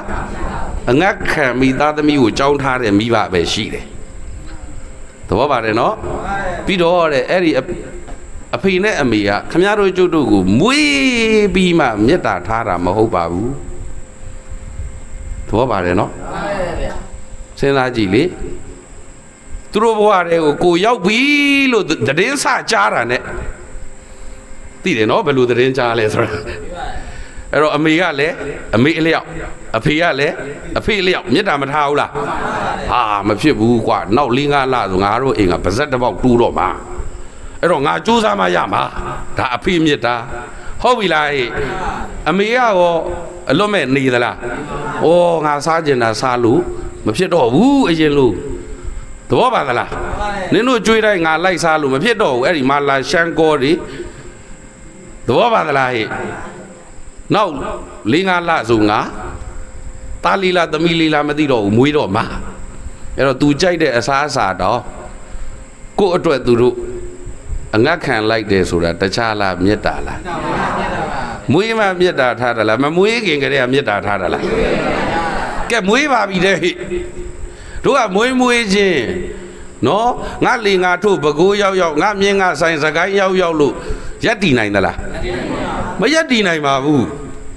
အဲ့ဒီမှာအသက်ရှည်အောင်မေခမရတို့ကျုပ်တို့ကိုအဖေနဲ့အမေကတရက်လောက်များပြစ်ထားကြည့်အဲ့ဒီမွေးကင်းစားမှာဒီလိုအနေထားဒီလိုအရွယ်မှာဒီလိုငုတ်တုတ်ကြီးထိုင်ပြီးတရားနာနိုင်စရာအကြောင်းမရှိဘူး မွေးကင်းသားသားသမီးကိုလေမျက်စိတောက်ထောက်ကြည့်ပြီးကိုဂယုဆိုင်ရသလားမဂယုဆိုင်ရဘူးလားကလေးအတန်လေးတစ်ချွတ်ထွက်လိုက်တာနဲ့ဟဲ့ငါသားလေးဘာဖြစ်လို့ပါလဲဘိုက်နာလို့လားဘိုက်စာလို့လားတို့ကသာအတန်ပဲဘာထူးလို့လဲတကယ်အမေတွေကသိတယ်ဗျဒါဘိုက်နာလို့ထွက်တဲ့အတန်လားဘိုက်စာလို့ထွက်တဲ့အတန်လားဆိုတာအမေတွေကသိတယ်ခင်ဗျာရှင်းသလားဟဲ့ကောင်းပြီဗျာအဲ့တော့မိဘဒီသားသမီးကိုမြင်ရမှမေတ္တာထားတာလားမမြင်ရခင်ကလေးကမေတ္တာထားတာလားသဘောပါသလားဗျအဲ့တော့ကံနဲ့ဆက်နေသမျှကတော့ရုပ်ဝတ္ထုအချင်းသာအောင်ထားနိုင်ကောင်းထားနိုင်လိမ့်မယ်ဟုတ်ပြီလားဟဲ့ကုံကုံပြောမယ်ဗျာအီလွန်မတ်အတွက်ကုန်ကြစရိတ်ကိုနော်အီလွန်မတ်ကသူ့မိဘတွေကိုအစပေါင်းထောင်ချီပြန်ပြီးပေးနိုင်တယ်လားမပေးနိုင်ဘူးလားပေးနိုင်တာပေါ့ကမ္ဘာအချမ်းသာဆုံးဖြစ်နေပြီလေသဘောပါကလားဗျသူ့မိဘနှစ်ပါးကသူ့အတွက်ပညာသင်စရိတ်ဒေါ်လာ1 သန်းကုန်တယ်ဆိုဒါတောင်ပို့အောင်ပါဟုတ်ပြီလားအခုအီလွန်မတ်ကသူ့အမေကိုဒေါ်လာသန်း100လဲပြန်ပေးနိုင်တယ်သန်း1000လဲပြန်ပေးနိုင်တယ်ကြည်ရောလားကြည်ပါဘူးဗျဘာကြံလဲဆိုတော့မိဘရဲ့မေတ္တာအစွမ်းကရုဏာအစွမ်းမုဒိတာအစွမ်းဥပေက္ခအစွမ်းတွေကိုတော့သားသမီးကလိုက်လို့မိစရာအကြောင်းရှိပါပါဘုရားသဘောပါသလားဗျမယားနဲ့ရှင်လာရင်တော့မိဘကိုအိမ်ပေါ်ကနှင်ချတတ်တဲ့သဘာဝရှိလားမရှိဘူးလားရှိပါတယ်အမလီခံညင်းမနေနဲ့ဖခင်ရဲ့လက်ဝဲတော်ရဲ့ဥမောက်ကလန်ကိုယ်တိုင်အလောင်းလျာဘွားတော့ကလှုပ်ခဲ့သလားမလှုပ်ခဲ့ဘူးလားမယားပြောတဲ့စကားနားယောင်ပြီးတော့လေသဘောပါသလားဗျကဲကောင်းပြီမြတ်စွာဘုရားကအဲ့ဒီလူအမေကိုပခုံးတစ်ဖက်မှာထမ်းအဖေကိုပခုံးတစ်ဖက်မှာထမ်းကြံသေးတယ်ရှင်ဘရင်လိုထားရတယ်ကဲကုန်ပြီပေါ့ဗျာဘယ်လိုထားရမလဲဟိုတခါဥကျော်ကြီးတို့တရားပွဲမှာဟောတော့ကိုကျော်ကြီးတို့ကိုစော်လေးတို့မိဘကိုခြံလေးနဲ့သိန်းထောင်ကြီးကုန်နဲ့တိုက်မှာထားတာဟုတ်ပြီလို့ဖယားဟောထားတာကတော့ရှင်ဘရင်လိုထားလို့တော့ပြောတယ်ဘယ်လိုထားမိဘနှစ်ပါးကိုမင်းတို့ရှင်ဘရင်လိုထားရင်တော့မိဘကျေးဇူးဆက်လို့မကုန်ဘူးကွာတဲ့သဘောပါသလားဗျအဲ့လိုဆိုရင်တော့တို့တွေကမိဘကျေးဇူးအကြည်ဆက်ချင်ရင်တော့ကံလန်းလောက်နေတော့မရဘူးအဲ့တော့ဘာလန်းနဲ့ဆက်ဘာလန်းနဲ့ဆက်ယောသခောဘိက္ခဝေမာတာပိတရောအတ္တတေသတ္တာတံပရာယအမာဒပေတိနိဝေသေတိပဋိဋ္ဌာပေတိအဲ့ဒီတရားတရားမရှိသေးတဲ့အဖေနဲ့အမေကိုဘာမရှိသေးတဲ့တရားမရှိတဲ့အဖေနဲ့အမေပါအဲ့ဒီအဖေနဲ့အမေကဖယားလဲဖယားမှန်မသိဘူးတရားလဲတရားမှန်မသိဘူးတန်ဃာလဲတန်ဃာမှန်အလူဒါနလဲလောက်ရကောင်းမှန်ဒါမျိုးမိဘတွေမရှိတတ်ဘူးလားအဲ့ဒီလူတရားတရားမရှိသေးတဲ့မိဘကိုတရားတရားပြည့်စုံအောင်လုပ်ပေးနိုင်တဲ့သားသမီးဟာကျေးဇူးကြည်ပါတယ်ကဲဘာဖြစ်တယ်ဒီနေရာမှာကျတော့တို့တွေသင်္ချာတွက်နဲ့တွက်ကြည့်လိုက်ရင်မတရားသလိုမမျှတသလိုထင်ကောင်းထင်နိုင်ပါတယ်ဘာဖြစ်လို့လဲဆိုတော့မိဘကိုပခုံးတစ်ဖက်မှာတင်ပြီးတော့ကျင်ကြီးကျင်ငယ်ကအစပခုံးပေါ်မှာပဲအစွန့်ခံပြီးပြုစုရင်အကျွေးကျေးဇူးကမကြေပဲနဲ့ယုံကြည်မှုမရှိတဲ့မိဘကိုယုံကြည်မှုရှိလာအောင်လုပ်ယုံနဲ့ဘာကိစ္စကြေရတာလဲဖယားလို့ဇောရကတက်ချင်ရင်ဖယားတရားတန်ခါပေါ်မှာယုံကြည်မှုမရှိတဲ့သူနဲ့ဖယားတရားတန်ခါပေါ်မှာယုံကြည်မှုရှိတဲ့သူဖြစ်မဲ့ကုသိုလ်ချင်းတူသလားဖြစ်မဲ့အကုသိုလ်ချင်းကိုတူသလားသဘောပါသလားဖယားရဲ့ဂုံကျေးဇူးတရားရဲ့ဂုံကျေးဇူးတန်ခါရဲ့ဂုံကျေးဇူးကိုမှမသိဘဲနဲ့နေသေသွားအဲ့ဒီလူဟာသေကြတယ်ဘယ်ရောက်မလဲလို့မေးရင်အပယ်ရောက်ဖို့များတယ်ဘယ်ရောက်ဖို့များတယ်သဘောပါသလားဗျအဲ့တော့ဖယားဟောတဲ့တရားတွေ तू မသိတော့ကုသိုလ်အကုသိုလ်ရွေးမလားရွေးပါဘူးအစဉ်ပြေတာစောအဲ့တော့ဒုပုထုဇဉ်တွေကအစဉ်ပြေသလိုသာနေလိုက်မယ်ဆိုကုသိုလ်ဖြစ်တာများလားအကုသိုလ်ဖြစ်တာများလားသဘောပါတယ်နော်အဲ့တော့သားသမီးတွေကအဲ့ဒီမိဘကိုဖယားအကြောင်းသိခွင့်ရအောင်တရားအကြောင်းသိခွင့်ရအောင်သံဃာအကြောင်းသိခွင့်ရအောင်အထောက်ပံ့ပေးလိုက်လို့မိဘနှစ်ပါးကဖယားတရားသံဃာအကြောင်းသိသွားရင်ကုသိုလ်တွေပိုပြီးဖြစ်ခွင့်ရမလားဘူးလားအကုသိုလ်တွေသက်သာသလားမသက်သာဘူးလားကုံကုံပြောမယ်အဲ့ဒီအခြေအနေမှာမိဘကသားသမီးကိုတဘဝစာပဲကျေးဇူးပြုနိုင်တာနော်ဆိုပါစို့ဗျာဥ ဥပဒေဒီဘဝမှာသုတေမဏီတည်သွားတဲ့အခါဒီဘဝကမေတော်တော်ခင်စိန်တို့ခမဲတော်ဥအောင်တန်းတို့ကနောက်ဘဝအထိများလိုက်ပြီးမြတ်တာထားလို့ရလားလိုက်ပြီးကူညီခြင်းလို့ရလားဒါပေမဲ့သာသမီကမိဘနှစ်ပါးကိုတရားတရားနဲ့လည်းပြည့်စုံအောင်လုပ်ပေးလိုက်ရောသာသမီကမိဘကိုတဘဝစာကျေးဇူးပြုလိုက်တာလားတသံတရားလုံးအတွက်ကျေးဇူးပြုလိုက်တာလားရှင်းသလားဗျကဲကောင်းပြီဗျနောက်တစ်ခုကကြတော့ဒုသီလေသီလသမရာယသမာရပေတိနိဝေသေတိပဋိဋ္ဌာပေတိကိုချင်းတရားမကောင်းတဲ့အဖေနဲ့အမေကိုဘာမကောင်းလဲမရှိနိုင်ဘူးလားသာသမီပေါ်မှာမေတ္တာကရုဏာမုဒိတာဥပေက္ခပွားတာတတ်ပဲဒါပေမဲ့အတိတ်အကြောင်းကံအလျောက်ဒီဘက်မှာကိုချင်းတရားတွေဖောက်ပြန်ကျူးလွန်ပြီးတော့မှသာသမီကိုရှာကျွေးနေရတဲ့သူတွေရောမရှိဘူးလားသူမှသီလရှိသလားအဲ့ဒီကိုချင်းသီလမရှိတဲ့အနည်းဆုံး၅ပါးသီလလောက်မှမလုံခြုံတဲ့မိဘနှစ်ပါးကိုတဲ့၅ပါးသီလလောက်လုံခြုံသွားအောင်သာသမီကအထောက်ပံ့ပေးနိုင်ရင်တဲ့အမေကျေးဇူးရော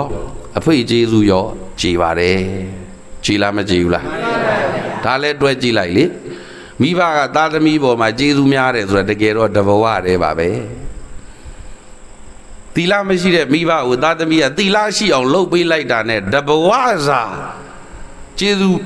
ပြုလိုက်တာလားတသံတရားလုံးအတွက်ကျေးဇူးပြုလိုက်တာလားကြည့်မိဘကအရင်တိုင်းနေအရင်တိုင်းသေသွားရင်ဖြစ်လျာဘဝအောက်တိုင်းကြတော့မယ်လူပြည်နတ်ပြည်ပြန်ရောက်အောင်တော့သီလမရှိခဲ့တဲ့အတွက်အန္တရာယ်မကင်းဘေးမရှင်းဘူးအနာရောဂါထူပြောတော့မယ်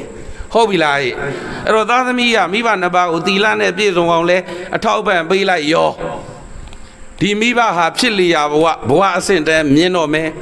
လူပြည်ရောက်ရင်လည်းအန္တရာယ်ကင်းဘေးရှင်းသောလူဘဝနတ်ပြည်ရောက်ရင်လည်းအန္တရာယ်ကင်းဘေးရှင်းသောနတ်ဘဝကိုရမလားမရဘူးလားအဲ့လိုတသံတရားလုံးအကျိုးကျေးဇူးခံစားရအောင်ထောက်ပံ့လိုက်တာလားအစောကသီလမရှိတဲ့အဖေနဲ့အမေကိုသီလရှိအောင်လုပ်ပေးလိုက်တဲ့သားသမီးတွေပဲမဟုတ်ဘူးလားဗျသဘောပါသလား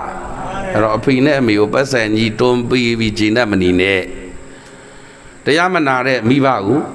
တရားနာအောင်စီယုံချော့သိရင်ချော့သဘောပါရနော်ဇွတ်တွန်းသိရင်တွန်းအမေနဲ့ဟောရင်ကျုပ်မပြောမဖြစ်ပြောဖြစ်တဲ့ဟိုကုမာရကတ္တဗယဟန်လေးလေမေတော်နဲ့12နှစ်ခွဲထားတာ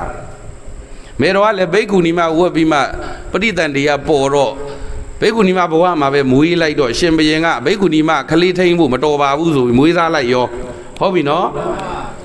အဲ့တော့မွေးကလေးရှင်ဘုရင်ကသိမ်းတော့ဒီအမေကသူ့သားလွန်မလားမလွန်ဘူးလားဘိက္ခုနီမတစ်သက်လုံးဘာတရားမှမရဘူးသူ့သားလွန်တဲ့စိတ်နဲ့ဟုတ်ပြီနော်အဲ့တော့12နှစ်လောက်ကြာသွားတော့တယ်မြို့ထဲမှာစွန့်ခံရင်သူ့သားနဲ့တွေ့ပဲ့ပင်တွေ့ဟိုကရဟန္တာဖြစ်ပြီးတောထဲကနေပြန်လာတာအဲ့တော့သူကနောက်ကနေဝန်းသာအားရနဲ့ပြေးလိုက်တယ်ဗျာဟုတ်ပြီနော်ဟဲငါသားမတွေ့ရတာကြာပြီအဲ့တော့အပြေးလေးလိုက်ပြေးရင်နဲ့ဝိုင်းအားမောက်ပြီးတော့တောင်လဲတယ်သားမြတ်ကနှိုးရည်ကြီးတွေတောင်ထွက်တယ်သားနဲ့ဝေးတာနှစ်ဆယ်ချီနေပြီသားသမီးကိုလွန်းနေတဲ့စိတ်နဲ့သားမြတ်ကနှုတ်မခံဘူးသဘောပါတယ်နော်အဲ့လိုမောက်မှအရှိရယဟန္တာကြီးကလှည့်ကြဟာငါမေတော်ကြီးဟာဒီအချိန်ငါသူ့ကိုချောချောမော့သွားပြောမျက်နှာသာသွားပေးရင်သူသေးတဲ့အထိတရားရတော့မှာမဟုတ်ဘူးသဘောပါသလားအဲ့တော့ဒီအချိန်သူ့ကိုငါချောချောမော့ပြောလို့မရဘူးမျက်နှာသာပေးလို့မဖြစ်ဘူးဆိုပြီးတော့ငေါက်တာသူ့အမေကိုသဘောပါသလားဗျသာသနာနယ်ထဲမှာနေပြီးတော့ဒီသတ္တန်ရောစဉ်လေးမှဖြတ်နိုင်ဘူးလားဆိုပြီးဇက်ခနဲ့လှည့်ပြီးထွက်သွားအဲ့ကြမှာအဖွားကြီးကစိတ်တွေနာပြီးငါမှတော့သူ့စိတ်နဲ့တသက်လုံးစားလို့လည်းမဝင်အိတ်လို့လည်းမပြောဟုတ်ပြီလားအခုငါ့ကိုကြတော့ဒီလိုပြောရက်လေခြင်းဆိုတော့နေနဲ့အောင်ကွယ်ငါဘသူ့ကိုမှအာမကူတော့ဘူးဘသူ့ကိုမှအာမကူတော့ဘူးဆိုတဲ့စိတ်တကယ်ဝင်လာရင်အဲ့ဒါလမ်းမှန်ရောက်တဲ့နေ့လို့မှတ်လိုက်ပါဘာမှန်ရောက်တဲ့နေ့ခင်ဗျားတို့ကျုပ်တို့တွေကနေသောအာကူတော့မရှာကြဘူးလားမိဘကသာသမီအာကူခြင်းတယ်သာသမီက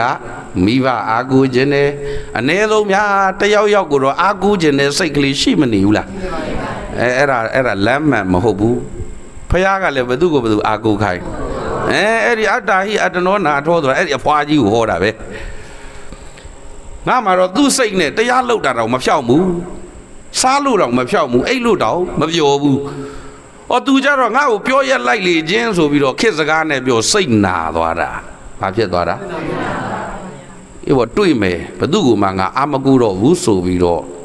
တရားလောက်လိုက်တာအဲ့ချိန်ကျမှယဟန္တာမကြီးဖြစ်သွားတယ်ဗျာသဘောပါသလားဗျအဲ့တော့ဟိုယဟန္တာကြီးကသူ့မေတော်ကိုငေါက်တယ်ဆိုတာ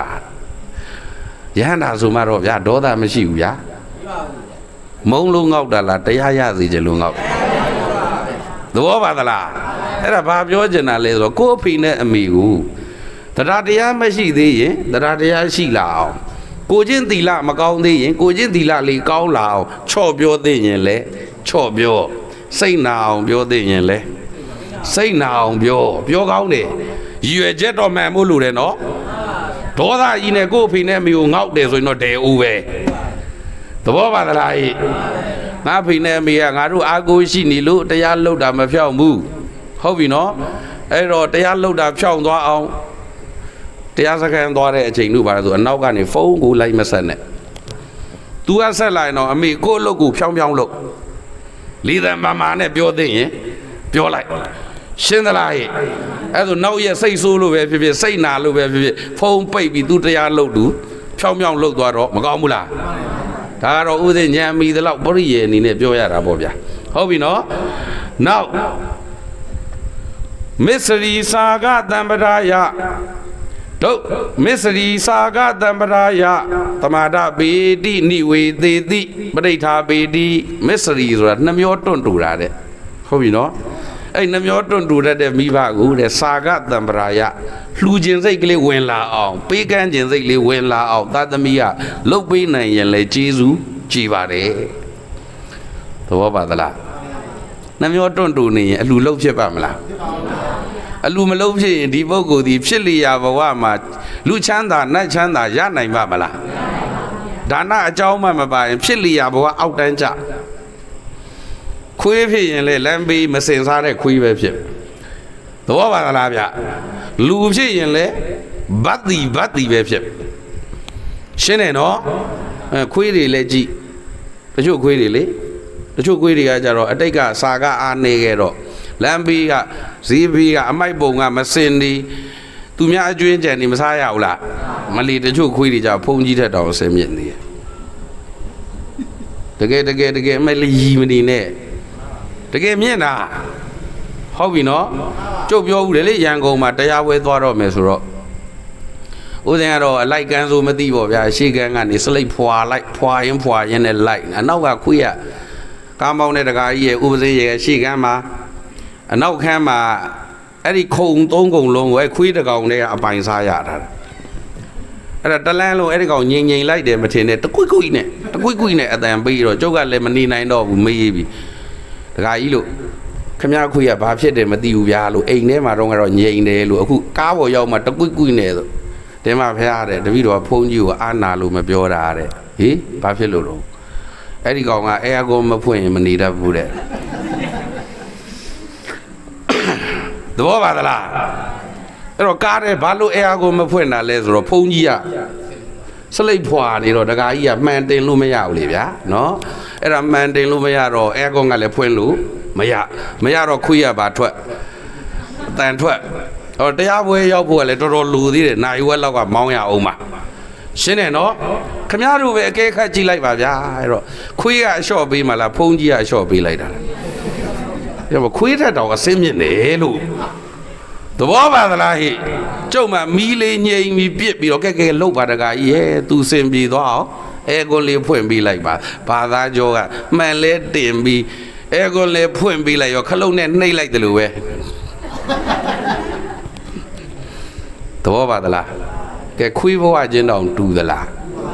အဲ့ဒါဘာကွာတာလဲဆိုတော့စာကပေးဘူးကမ်းဘူးမှ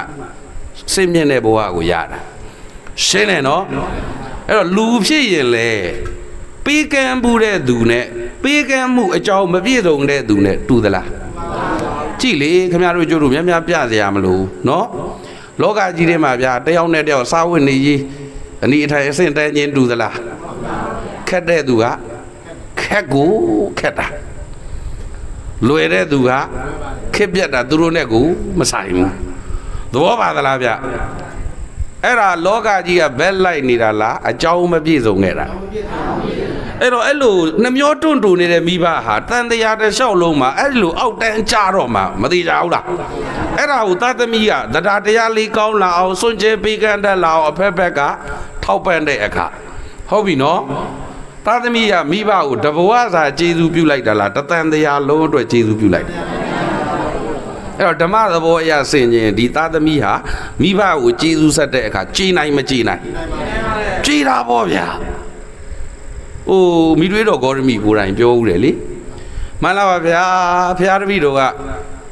အရှင်ဖရာကိုကျွေးမွေးပြုသူစောင့်ရှောက်တဲ့ကျေးဇူးရှိတာမှန်တယ်ဖရာဟုတ်ပြီလားဟဲ့ဒါပေမဲ့အရှင်ဖရာကဖရာတပည့်တော်ကိုတရားရည်အေးတိုက်ကျွေးတဲ့အတွက်တန်တရားလုံးစာအတွက်ကျေးဇူးများတာပါဖရာဟုတ်ပြီလားဒါကြောင့်မို့တပည့်တော်ရဲ့ကျေးဇူးတွေဟာအရှင်ဖရာပေါ်မှာစိတ်ငယ်နည်းနည်းလေးမှကျေးဇူးကြွေမကြံတော့ပါဘူးဖရာအကုန်ကြည်ပါတယ်ဖရာလို့ကိုယ်တိုင်ပြောခဲ့တာသဘောပါတယ်နော်အဲ့တော့မိဘကိုကံနဲ့ဆက်နေတဲ့၍ကျေးဇူးကြည်ပါမလားဗျဘာနဲ့ဆက်တရားတရားမရှိတဲ့မိဘကိုတရားတရားရှိလာအောင်ဟုတ်ပြီနော်ကိုချင်းသီလမရှိတဲ့သူကိုကိုချင်းသီလပြည့်စုံလာအောင်နှမျောတွန့်တူတတ်တဲ့မိဘကိုပေးကမ်းစွန့်ကြဲလာအောင်ဆိုပြီးတော့သားသမီးကနီးပေါင်းစုံထောက်ပံ့တယ်မထောက်ပံ့တယ်သူတို့မှလူစရာတန်းစရာမရှိလူစရာတန်းစရာလေးရအောင်ကိုကထောက်ပံ့ရမှာပေါ့ဟုတ်ပြီလား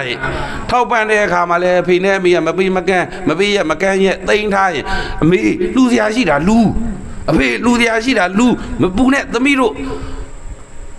အမေနဲ့အဖေကိုထပ်လာကြတော့အောင်မဒီတခါတည်းပေးတာမဟုတ်ဘူးအဲ့လိုမျိုး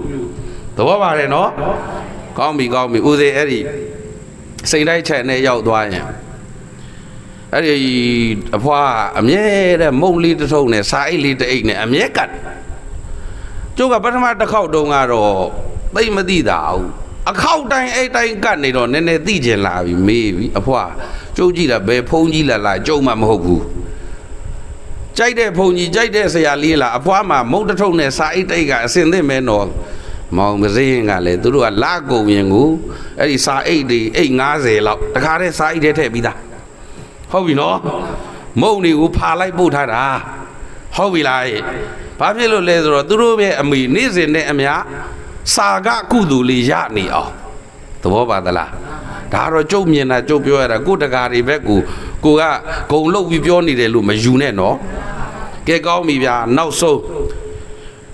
ဒုပင်ကြီးပညာတံပရာယသမာဓပေတိနိဝေသေတိပဋိဋ္ဌာပေတိပညာမရှိတဲ့မိဘကိုဘာမရှိတာပညာပြည့်စုံအောင်ထောက်ပံ့လိုက်ခြင်းဖြင့်သားသမီးရဲ့ကျေးဇူးကျေပါတယ်သမစိတ်တဝတ်ထဲမှာလာပါတယ်ဟုတ်ပြီနော်ကဲပညာမဲ့တဲ့သူနဲ့ပညာရှိတဲ့သူနဲ့အကျိုးဆက်ခြင်းတူနိုင်မှာမလားဒီနေရာမှာပြောတဲ့ပညာခမည်းတော်လောကပညာတွေကိုပြောတာမဟုတ်ဘူးနော်ဟိုမူလတန်းအလယ်တန်းအထက်တန်းတက္ကသိုလ်အဲ့ဒီပညာတွေကိုပြောတာလည်းမဟုတ်ဘူးဟိုစက်မှုပညာလက်မှုပညာအတတ်ပညာတွေကိုပြောတာလည်းမဟုတ်ဘူးအဲ့ဒါတွေအားလုံးကတဘဝစာပညာရွှေအိုးလူမခုဘယ်နှဘဝစာတော့သဘောပါသလားဗျကောင်းပြီအဲ့ဒီပညာတွေကခမည်းတော်ကျုပ်တို့ရဲ့တန်တရားကောင်းကျိုးဆိုးပြစ်ဆုံးဖြတ်နိုင်သလားဆရာဝန်ကြီးအင်ဂျင်နီယာကြီးတည်သွားလို့လေအပေကြခြင်းသဘောပါသလားကဲကောင်းပြီဒီပညာကဘာပညာလဲလို့မေးရင်တဲ့အရှိကိုအရှိတိုင်းသိတဲ့ပညာဘာကိုဘာအတိုင်းသိတဲ့ပညာဒါနားလေလွယ်အောင်ရင်ပြောလိုက်တာဟုတ်ပြီနော်ဖျားရှင်ကိုရောမြတ်ကြီးဟောထားတဲ့သိက္ခာ3ရက်ရှိတယ်သီလသိက္ခာသမာဓိသိက္ခာပညာသိက္ခာကြားဘူးလားအဲ့တော့မိဘပေါ်မှာအဲ့ဒီဖရာရဲ့ပညာသိက္ခာဆိုတဲ့အဲ့ဒီဝိပဿနာပညာတွေပေါ့ဗျာဟုတ်ပြီနော် ဝိပဿနာဉာဏ်ပညာမရှိသေးတဲ့မိဘကိုဝိပဿနာဉာဏ်ပညာရအောင်မိဘပေါ်မှာထောက်ပံ့ပေးလိုက်နိုင်ရင်ဒီသားသမီးကျေးဇူးကြည်ပါတယ်သဘောပါသလားဗျအဲ့တော့ဒီတောင်ကလေးရတကာဒကမတွေကဝိပဿနာနဲ့တော့သိစိမ့်တဲ့သူတွေတော့မဟုတ်ဘူးအဲ့တော့ပညာရှိတာနဲ့ပညာမရှိတာဘာကွာတယ်လဲဆိုတာပဲဥစဉ်အနှစ်ချုပ်ပြောမယ်နော်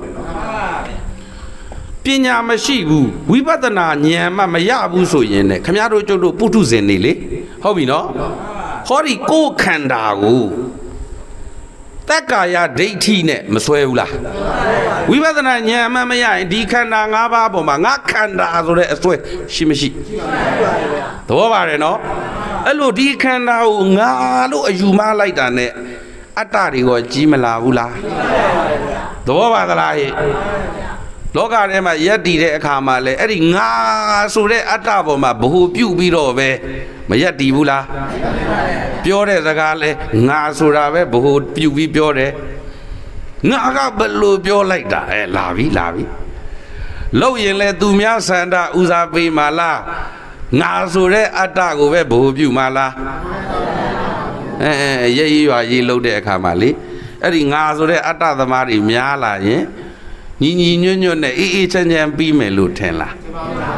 ဘယ်ပြီးမလဲဗျာနော်မောင်ဖြူကလည်းငါပြောတာအဟုတ်ငါလုပ်တာအမှန်ငါကြံသမျှအကောင်းလို့မထင်ဘူးလား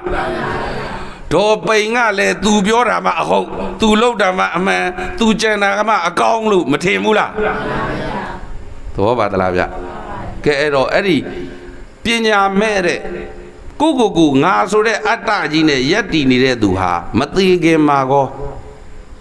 အေးချမ်းသလားပူလောင်သလားဟေးမသိခင်လဲပူလောင်တယ်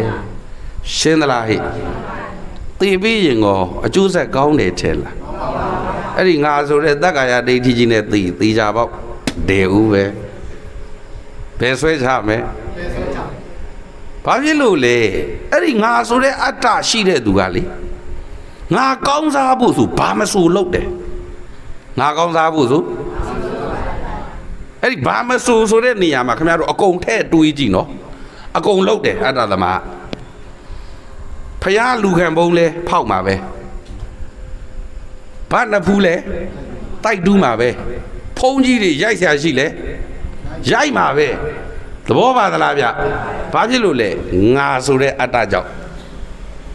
မိုးဆရာတော်ဘုရားကြီးကပြောတယ်ငါဆိုတဲ့အတ္တရှိမလုပ်ရဲတဲ့အကုသိုလ်မရှိဘူးတဲ့ရှင်းသလားဗျာဥပဒေပြောနေကြစကားကကြတော့အဲ့ဒီငါဆိုတဲ့အတ္တဟာဘယ်ကစပြီးဘယ်အထိခြေလေလို့မေးရင်နဲ့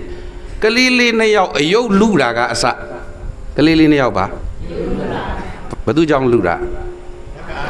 ငါဆိုတဲ့အတ္တကြောင့်ဘာကြောင့်လူတာတော့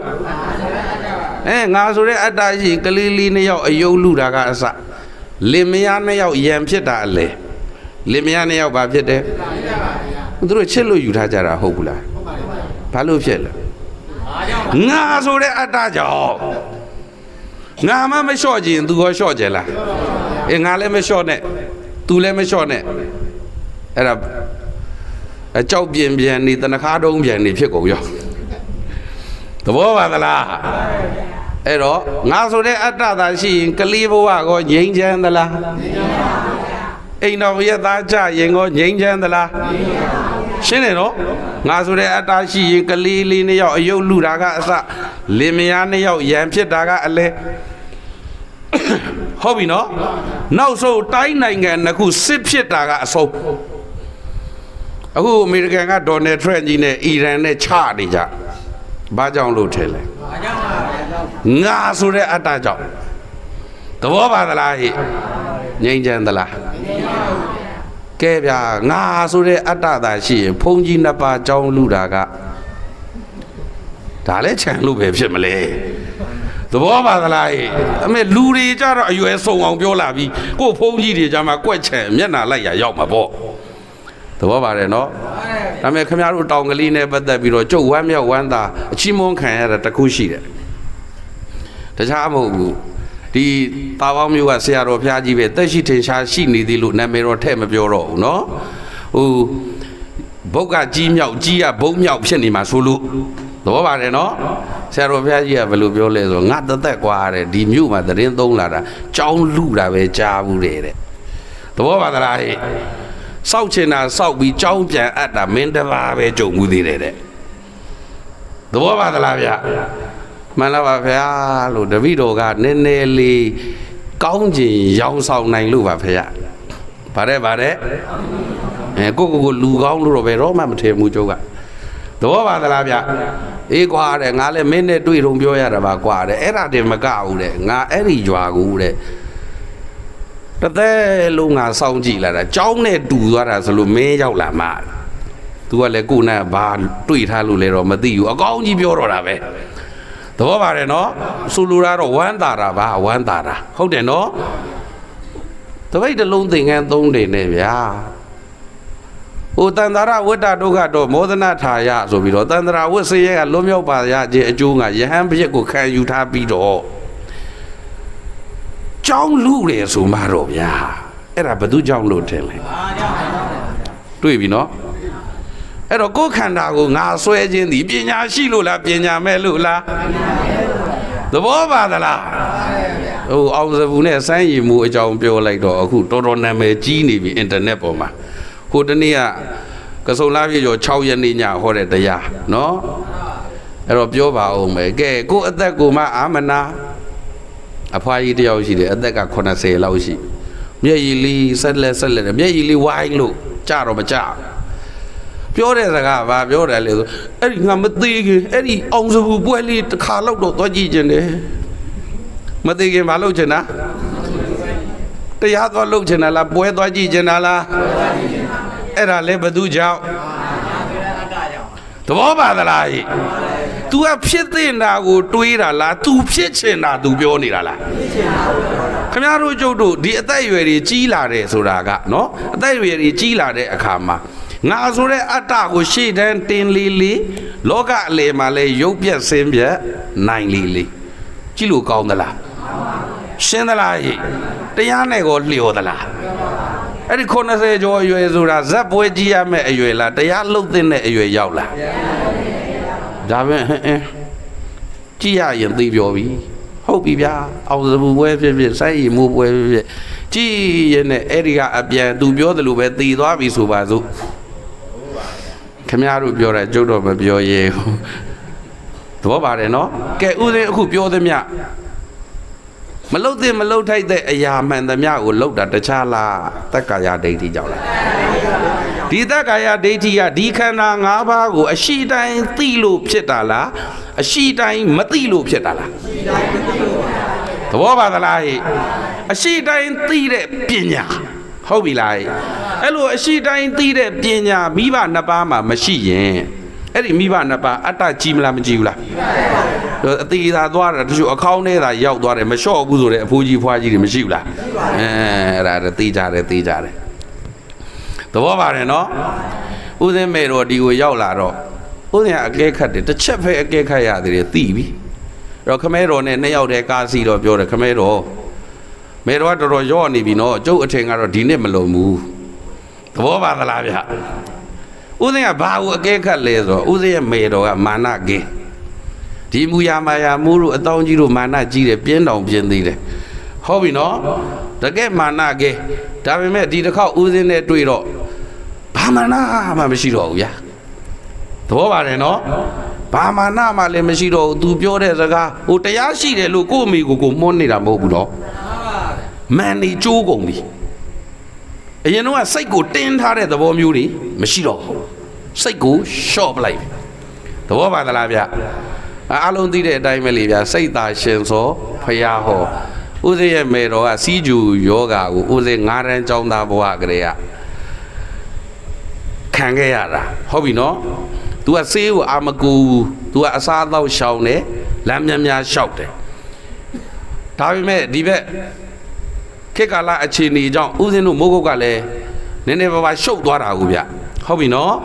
အဲ့ဒီဒဏ်တွေကိုလည်းသူခံရင်းနဲ့အခုတော့ကိုခံအားတွေလည်းကြပေါ့အဲ့လိုဖြစ်မှာပေါ့ဒီတစ်ခေါက်ပြန်အတွေ့မှာအရင်လိုစိတ်တင်းထားတဲ့သဘောမျိုးတွေမရှိတော့ဘူးမန်တင်းထားတာတွေလည်းမရှိတော့ဘူးသွားပြီလို့နှာတာရှိသမားကစိတ်ကိုလျှော့လိုက်ရင်မကြဘူး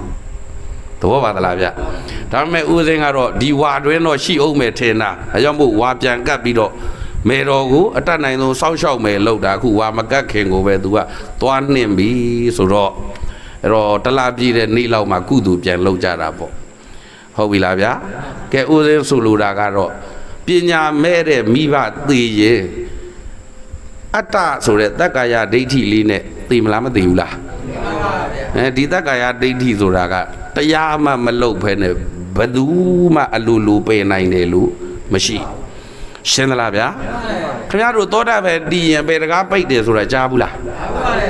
အဲ့ဒီသောတာပန်လောက်ပညာရှိသွားမှသောတာပန်လောက်ပါရှိမှအဲ့ဒီတက္ကာယဒိဋ္ဌိကစင်တာဟုတ်ပြီလားဟိသောတာပန်နေရာအဲ့ဒီတက္ကာယဒိဋ္ဌိစင်လို့သူတို့ကအပေကြစရာကံနေလုံးဝမလုပ်တော့သဘောပါတယ်နော်ပြီးတော့သူတို့အရင်ကလှုပ်ခဲ့ဘူးတဲ့အပေကြစီလောက်တဲ့ကံကိုလည်းအဲ့ဒီသောတာပတ္တိမဲ့သောတာပတ္တိဖို့ကအကုန်လုံးခြေဖြတ်ပြစ်ပလိုက်တယ်ဂရုကကံအနေနဲ့ဟုတ်ပြီလားကံဟောင်းတွေလည်းဂျေကံသစ်တွေလည်းမလှုပ်တော့ဘူးဖြစ်တဲ့အတွက်သောတာပန်အပေကြပါသေးလားအဲ့ဒီလိုအပေမကြအောင်တို့တွေကစီးစိမ်ဥစ္စာတွေနဲ့လက်ထိုးလို့ရမလားယာရုအာနာတွေနဲ့သတ်မှတ်လို့ရမလားဘာရှိမှရပညာလောက်တော့လို့လိုက်ရဘာရှိမှရဟောပညာနဲ့သိမလို့ပါဆိုခမညံဆိုကျုပ်ကညံကနေပညာရောက်အောင်မနှဲပြန်ဟောရအောင်ပါသဘောပါသလားဟိညံဥအောင်လုပ်ရင်ကိုပညာရမလားမရဘူးလားအဲ့တော့အရာကြီးနဲ့အရာကြီးနဲ့ဘာဘူးကြီးလို့ပဲလုပ်လိုက်ဟုတ်ပြီလားဟဲ့အဲ့တော့ဘုရားရှင်ကိုရောမြတ်ကြီးကပြောထားတယ်ပညာမဲ့တဲ့မိဘကိုပညာရှိအောင်ထောက်ပံ့နိုင်ရင်ဒီသားသမီးတွေကျေးဇူးကြီးပါတယ်ဟုတ်ပြီလားဗျစတော့ကတော့ရည်ရွယ်ထားတာဘုန်းကြီးဘဝနဲ့တောင်မိဘကိုလှုပ်ကြွေးတဲ့ယဟန်လေးအကြောင်းဟောမလို့ဒါပေမဲ့ရည်ရွယ်ထားတဲ့အတိုင်းအနှစ်ချုပ်လေးတော့ဟောလိုက်မယ်နော်ခါတာဝိထိပြည်မှာတတိသားလေးတစ်ယောက်ရှိတယ်ဖရာတရားတွေနာပြီးတော့သူတန်ဝေကတွေရယဟန်အဖြစ်ခံယူအကျေဟောရင်တော့ရှော့ရှော့ရှူရှူမဟုတ်ဘူးဘာဖြစ်လို့လဲဆိုမိဘတူးတည်းမွေးထားတာဟုတ်ပြီနော်အဲ့တော့မိဘခွင့်ပြုခြင်းမလားခွင့်မပြုခြင်းဘူးဒါလည်းသူမနေလုံးလိုက်ရတယ်ဝက်ခွဲရသွားပြီရသွားတဲ့အခါသူကကမ္မထန်နေတောထဲမှာ12နှစ်တရားသွားအထုတ်ဘယ်နှစ်နှစ်မတူးတဲ့တော့တောထွက်ပြီးတရားအထုတ်တော့ဟိုကြံရစ်ခဲ့တဲ့မိဘနှစ်ပါးအာကိုရမရှိကိုကွဲမရှိနဲ့စီးပွားတွေကြအလုတ်သမားတွေကလိန်ပြေးဟုတ်ပြီလားဟဲ့အဲ့လိုနဲ့တဖြည်းဖြည်းမွဲလာလိုက်တယ်နောက်ဆုံးခွက်ဆွဲပြီးတောင်းစားရတဲ့အဆင့်မှာရောက်သွားတယ်ဟုတ်ပြီနော်တရက်သူတော်ရဆောက်တည်နေတဲ့နန်းကိုတာဝိထိပြည်ကယဟန်တပါအာကန်တုကကြွလာတော့သူကတည်င်းမိတယ်ဖះနဲ့တကွအတိတိရှစ်ကျိတ်ယဟန်တော်တွေကျမ်းမာကြရဲ့လားကျမ်းမာပါတယ်ကွာဖះလည်းကျမ်းမာတယ်အတိတိရှစ်ကျိတ်ယဟန်80လည်းကျမ်းမာပါတယ်ဒါနဲ့မြို့တွေကဥပဒုဒောဘဒုကောအချင်းနေဘလို့ရှိလေဆိုသူမိဘနှစ်ပါးတည်င်းမိအဲ့ဒီတကာကြီးတွေအကြောင်းတော့မပြောပါနဲ့ကွာဟိုအာကန်တုကဟာဘလို့ဖြစ်လို့လဲဖះတပည့်တော်ကိုပြောပါဦးဖះတခြားမဟုတ်ပါဘူးကွာသူတို့မှာတူးဒီသောသားလေးရှိတယ်အရင်ကအဲ့ဒီတူးတဲ့သောသားလေးကလေကွယ်ယဟန်ဝတ်ပြီးတော့တောရဆောက်တည်သွားတာ12နှစ်လောက်ရှိပြီပြောတယ်အခုအဲ့ဒါသူတို့မှာသားတော်သမီးကမရှိအားကိုးရမယ်ကိုယ်ကွဲကမရှိတော့ဟိုလူကလိန်ပြည့်ဒီလူကလူနဲ့မြို့ပတ်ပြီးတောင်းစားနေရတယ်လို့လေပြောရောအဲ့ဒီမှာချုံပွဲချငူတာပဲ12နှစ်အားထုတ်ထားတဲ့သူကသဘောပါသလားဗျငိုလားဟာရှင်ပြဘာလို့ငိုတာတော့ရှင်ပြအဲ့ဒါတခြားလူမဟုတ်ပါဘူးဖေဟာအဲ့ဒီ12နှစ်ကြာတောရဆောက်တည်နေတဲ့သူတို့သားကတပည့်တော်ပါပဲဖေဟာဆိုပြီးတော့အဲ့ဒီသတင်းကြားလို့သူတောထဲကနေတက်သုတ်ရိုက်ပြန်ဟုတ်ပြီလားအဲ့တော့ तू ကစဉ်းစားတယ်ဇေတဝန်เจ้าကိုသွားရဲ့လမ်းရဲ့တာဝိထိပြည်တဲ့ကိုသွားမဲ့လမ်းရဲ့လမ်းကနှစ်လမ်းဖြစ်နေတယ်အဲ့တော့ तू စဉ်းစားတယ်ငါမိဘစီအရင်သွားရမလားဖယားစီအရင်သွားရမလား तू တွေးလိုက်တယ်ကဲခင်ဗျားတို့ကျုပ်တို့ဆိုအဝေးကနေပြန်လာတဲ့သူဟာဖယားစီအရင်သွားတဲ့လားမိဘစီအရင်သွားတဲ့လားဦးစင်းလေးကတော့ခင်ဗျားတို့ကျုပ်တို့နဲ့မဆိုင်ဘူးပေါ့ဗျာသူတွေးတာငါအဖေနဲ့အမေစီသာအရင်သွားလိုက်ရင်ဖယားနဲ့တော့ဖယားစီကိုတော်တော်နဲ့ရောက်တော့မှမဟုတ်ဘူး မိဘတွေကိုတနာပြီးတော့လေမတော်လူတော်ထွက်မှာသဘောပါသလားအဲ့တော့ဘုရားရှင်ကိုရောမြတ်ကြီးစီအရင်သွားမယ်ဆိုတော့ဘုရားရှင်ကိုရောမြတ်ကြီးစီသွားတော့ဘုရားကတရားဟောနေတာမာတုပောတကတုံးဆိုတဲ့မိဘကိုစောင့်ရှောက်တဲ့တုံးပုံနာကြီးကိုဟောနေတာဟုတ်ပြီလားဟဲ့ပုံနာကြီးကမေးတာဗျာရှင်ကြီးဂေါတမ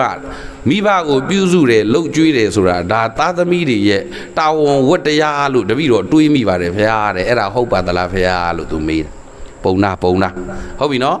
အဲ့တော့ဘုရားကဟုတ်ပါတယ်ကွာတဲ့မိဘတွေကိုပြုစုရမယ်လှုပ်ကြွေးရမယ်ခြေစိုးလက်နဲ့ပြုရမယ်အဲ့ဒီလိုပြုမယ်ဆိုသားသမီးဝတ္တရားခြေတဲ့အပြင်အဲ့ဒီဘဝမှာသုတေမဏိသိနောင်ဘဝနတ်ပြည်ရောက်မယ်လို့ဘုရားကဟောနေတဲ့အချိန်ဟုတ်ပြီနော်အဲ့ဒီဥပဇင်းလေးကလည်းဝက်ချဘုရားနဲ့စကားမပြောဘုရားရှင်ကိုရောမြတ်ကြီးစီကပြန်မိဘစီသွားယဟန်ဘဝနဲ့ပဲလူမထွက်ပဲနဲ့စွန့်ခံကျွေးဟုတ်ပြီလားအဲ့တော့တရက်နှစ်ရက်တော့သိမသိတာသေးဘူးနည်းနည်းလေးကြာလာရောစွန့်လောင်းတဲ့ဒကာဒကာမတွေကညိုညင်လာတယ်ဘာလို့လာတယ်ညိုညင်လာပါတယ်အဲ့ဒီကနေယဟန်ချင်းချင်းလဲကဲရဲ့လာတယ်ဘာလဲဆိုအလကားဒီကိုရောရွာစဉ်လဲစွန့်ခံပြီးတော့သူ့အဖေနဲ့အမေကိုပဲတော်တော်ကျွေးနေသဘောပါသလားဗျသူများအစဉ်ပြေမှန်းမသိမပြေမှန်းမသိစွန့်တစွန့်တယောက်မှလေးလောင်းတာကိုသူကဖခင်ရဲ့သားတော်ယဟန်အနေနဲ့ရည်စူးပြီးကြီးညိုပြီးလှူတဲ့စွန့်ကိုသူ့အဖေနဲ့အမေကိုပဲတော်တော်ကျွေးနေဒါတစိမ့်ပေးတာတော့မဟုတ်ဘူးနော်အဖေချင်းနဲ့အမေချင်းကိုပြောတာတော့လူတွေညှို့ညင်သလားမညှို့ညင်ဘူးလားအင်မတန်သတိထားတဲ့ဟုတ်ပြီနော်အဲ့လိုနဲ့တဖြည်းဖြည်းနဲ့ဖခင်နာကိုရောက်ဘုရားရှင်ကိုရောမြတ်ကြီးကခေါ်စမ်းကွာအဲ့ဒီယဟန်လေးကိုမန်ကအပြစ်တင်မှာမဟုတ်ဘူးတာရုခေါ်မလို့ဟုတ်ပြီလားဟဲ့အေးမြို့ထဲမှာဒီလိုတော့ပြောနေတယ်ကွာယဟန်တွေကလည်းဒီလိုတော့ပြောနေမင်းကလူတွေရဲ့တရားတရားကိုဖျက်ဆီးနေတယ်ဆိုကွာ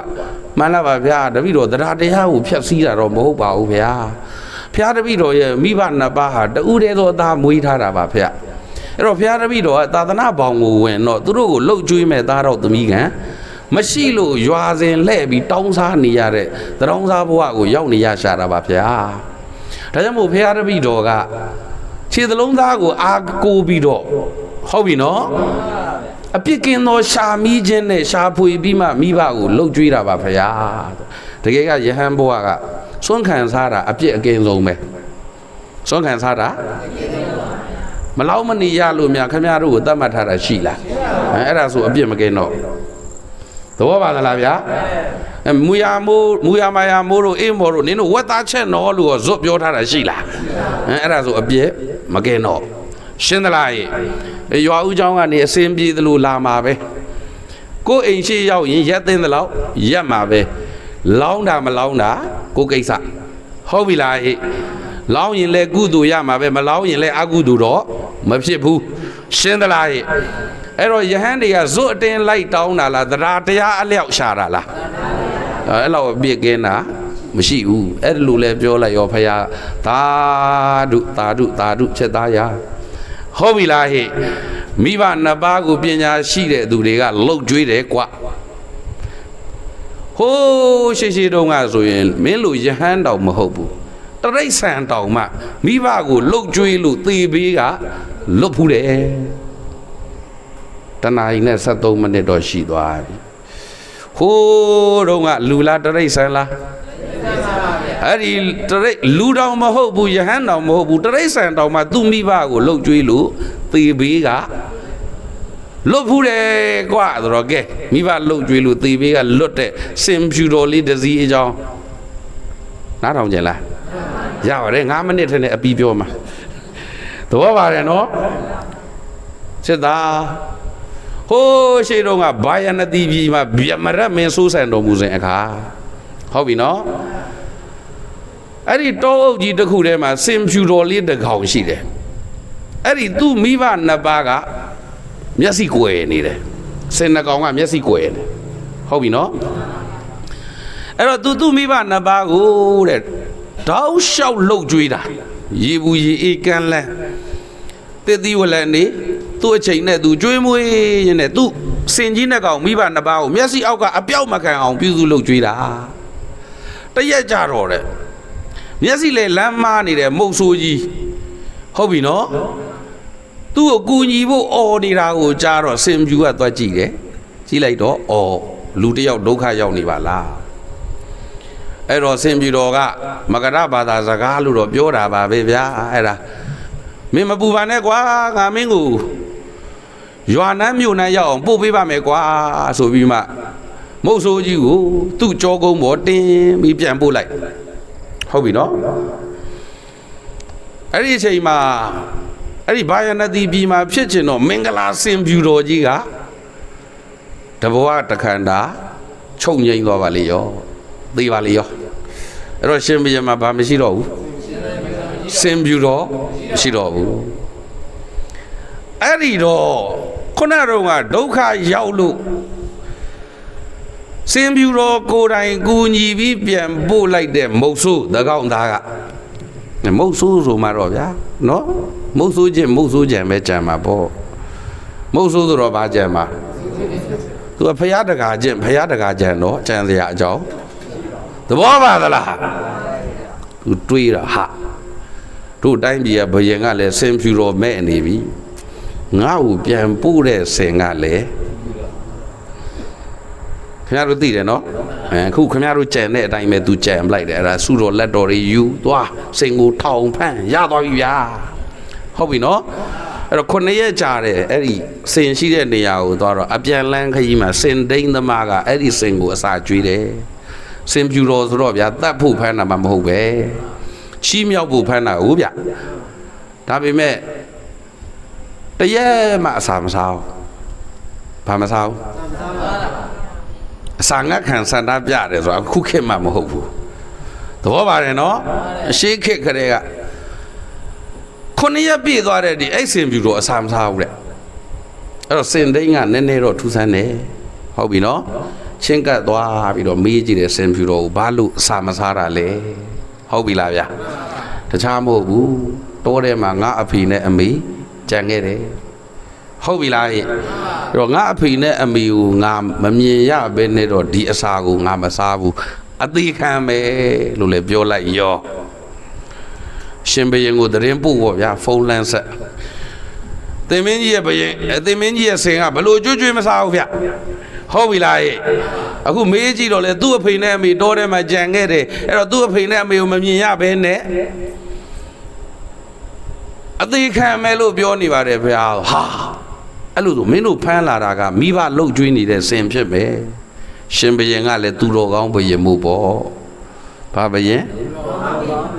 မလီနော်သူတော်မကောင်းတဲ့ဘုရင်ဆိုရင်တွားကွာသူ့ဖေနဲ့မိဘဖမ်းချုပ်ခဲ့သဘောပါသလားလုံးမလားမလုံးဘူးလားလုံးပါတယ်ဗျာဟာမင်းတို့ဖမ်းလာတာကမိဘလှုပ်ကြွေးတဲ့ဆင်ဖြစ်မယ်ကွာအဲ့တော့ထားလိုက်ပါကွာနောင်မတို့သူတို့စီတစ်ခေါက်သွားပြီးတော့မိသားစုလုံးချီးမြှောက်နိုင်အောင်လုပ်ကြရအောင်အခုလောလောဆယ်တော့ပြန်ပြီးတော့လွတ်လိုက်ပါကွာဆိုပြီးတော့မှကဲအသက်ပြီးရချမ်းသာရမရဘူးလားတကယ်ကားတဲ့အဲ့ဒီစင်ဖြူတော်ကအင်မတန်ဆွမ်းအားဗလာကြီးတဲ့အတွက်အဲ့ဒီကောင်တွေကို तू အကုန်နင်းချေပြစ်လို့ရတယ်တဲ့သဘောပါတယ်နော်ဒါပေမဲ့စင်ဖြူတော်ကဖျားအလောင်းဖြစ်တဲ့အတွက်သီလကျိုးမှဆိုလို့ဘာကျိုးမှဆိုလို့ဟောတရိษံကဘာကျိုးမှဆိုလို့ခင်ဗျားတို့ကျိုးတို့တွေကလူမှုနေမှာနော်သဘောပါသလားငယ်အဲ့ဒါလေးလေဟောလိုက်ရောအမှန်ကတော့အဲ့ဒီယဟန်လေးကိုချီးမြှောက်တဲ့အနေနဲ့သူဝနတာမဇတ်ပါထဟောတယ်အလုံးကြားဘူးတယ်နော်ဇတ်တော်ကြီး10ဝက်တဲ့ကသူဝနတာမဇတ်ရှင်းတယ်နော်အဲ့ဒီမာတုဘောတကဇတ်လေးရဲ့သူဝနတာမဇတ်လေးရဲ့နှစ်ဇတ်ကိုလည်းဟောလိုက်ရောဟိုစွန့်ခံပြီးတော့မိဘကိုလှုပ်ကြွေးတဲ့ဒီယဟန်လေးသောတာပန်တည်သွားတယ်ဘာတည်သွားတယ်ငါကတော့သူ့ဘာသာသူအားထုတ်တာ12နှစ်ဘာမှမပါဘူးရှင်းတယ်နော်မိဘကိုလည်းစွန့်ခံပြီးတော့လှုပ်ကြွေးဖျားစီကလည်းတရားလေးနာခွင့်ရလိုက်တော့သူ့မှာခုနတော့ကဦးစင်းပြောသလိုအရှိနဲ့အတိနဲ့ကြိုက်သွားတော့အရှိခန္ဓာပဲနှစ်ပါးမြဲတဲ့တရားလားမမြဲတဲ့တရားဖြစ်ပြီးတော့ဖြစ်ပြီးပြတ်တာဘာသစ္စာအဲ့ဒီလိုလေသိသွားရောဖြစ်ပြီးပြတ်နေတဲ့ခန္ဓာ၅ပါးယုံ nant တရားတို့အပေါ်မှာ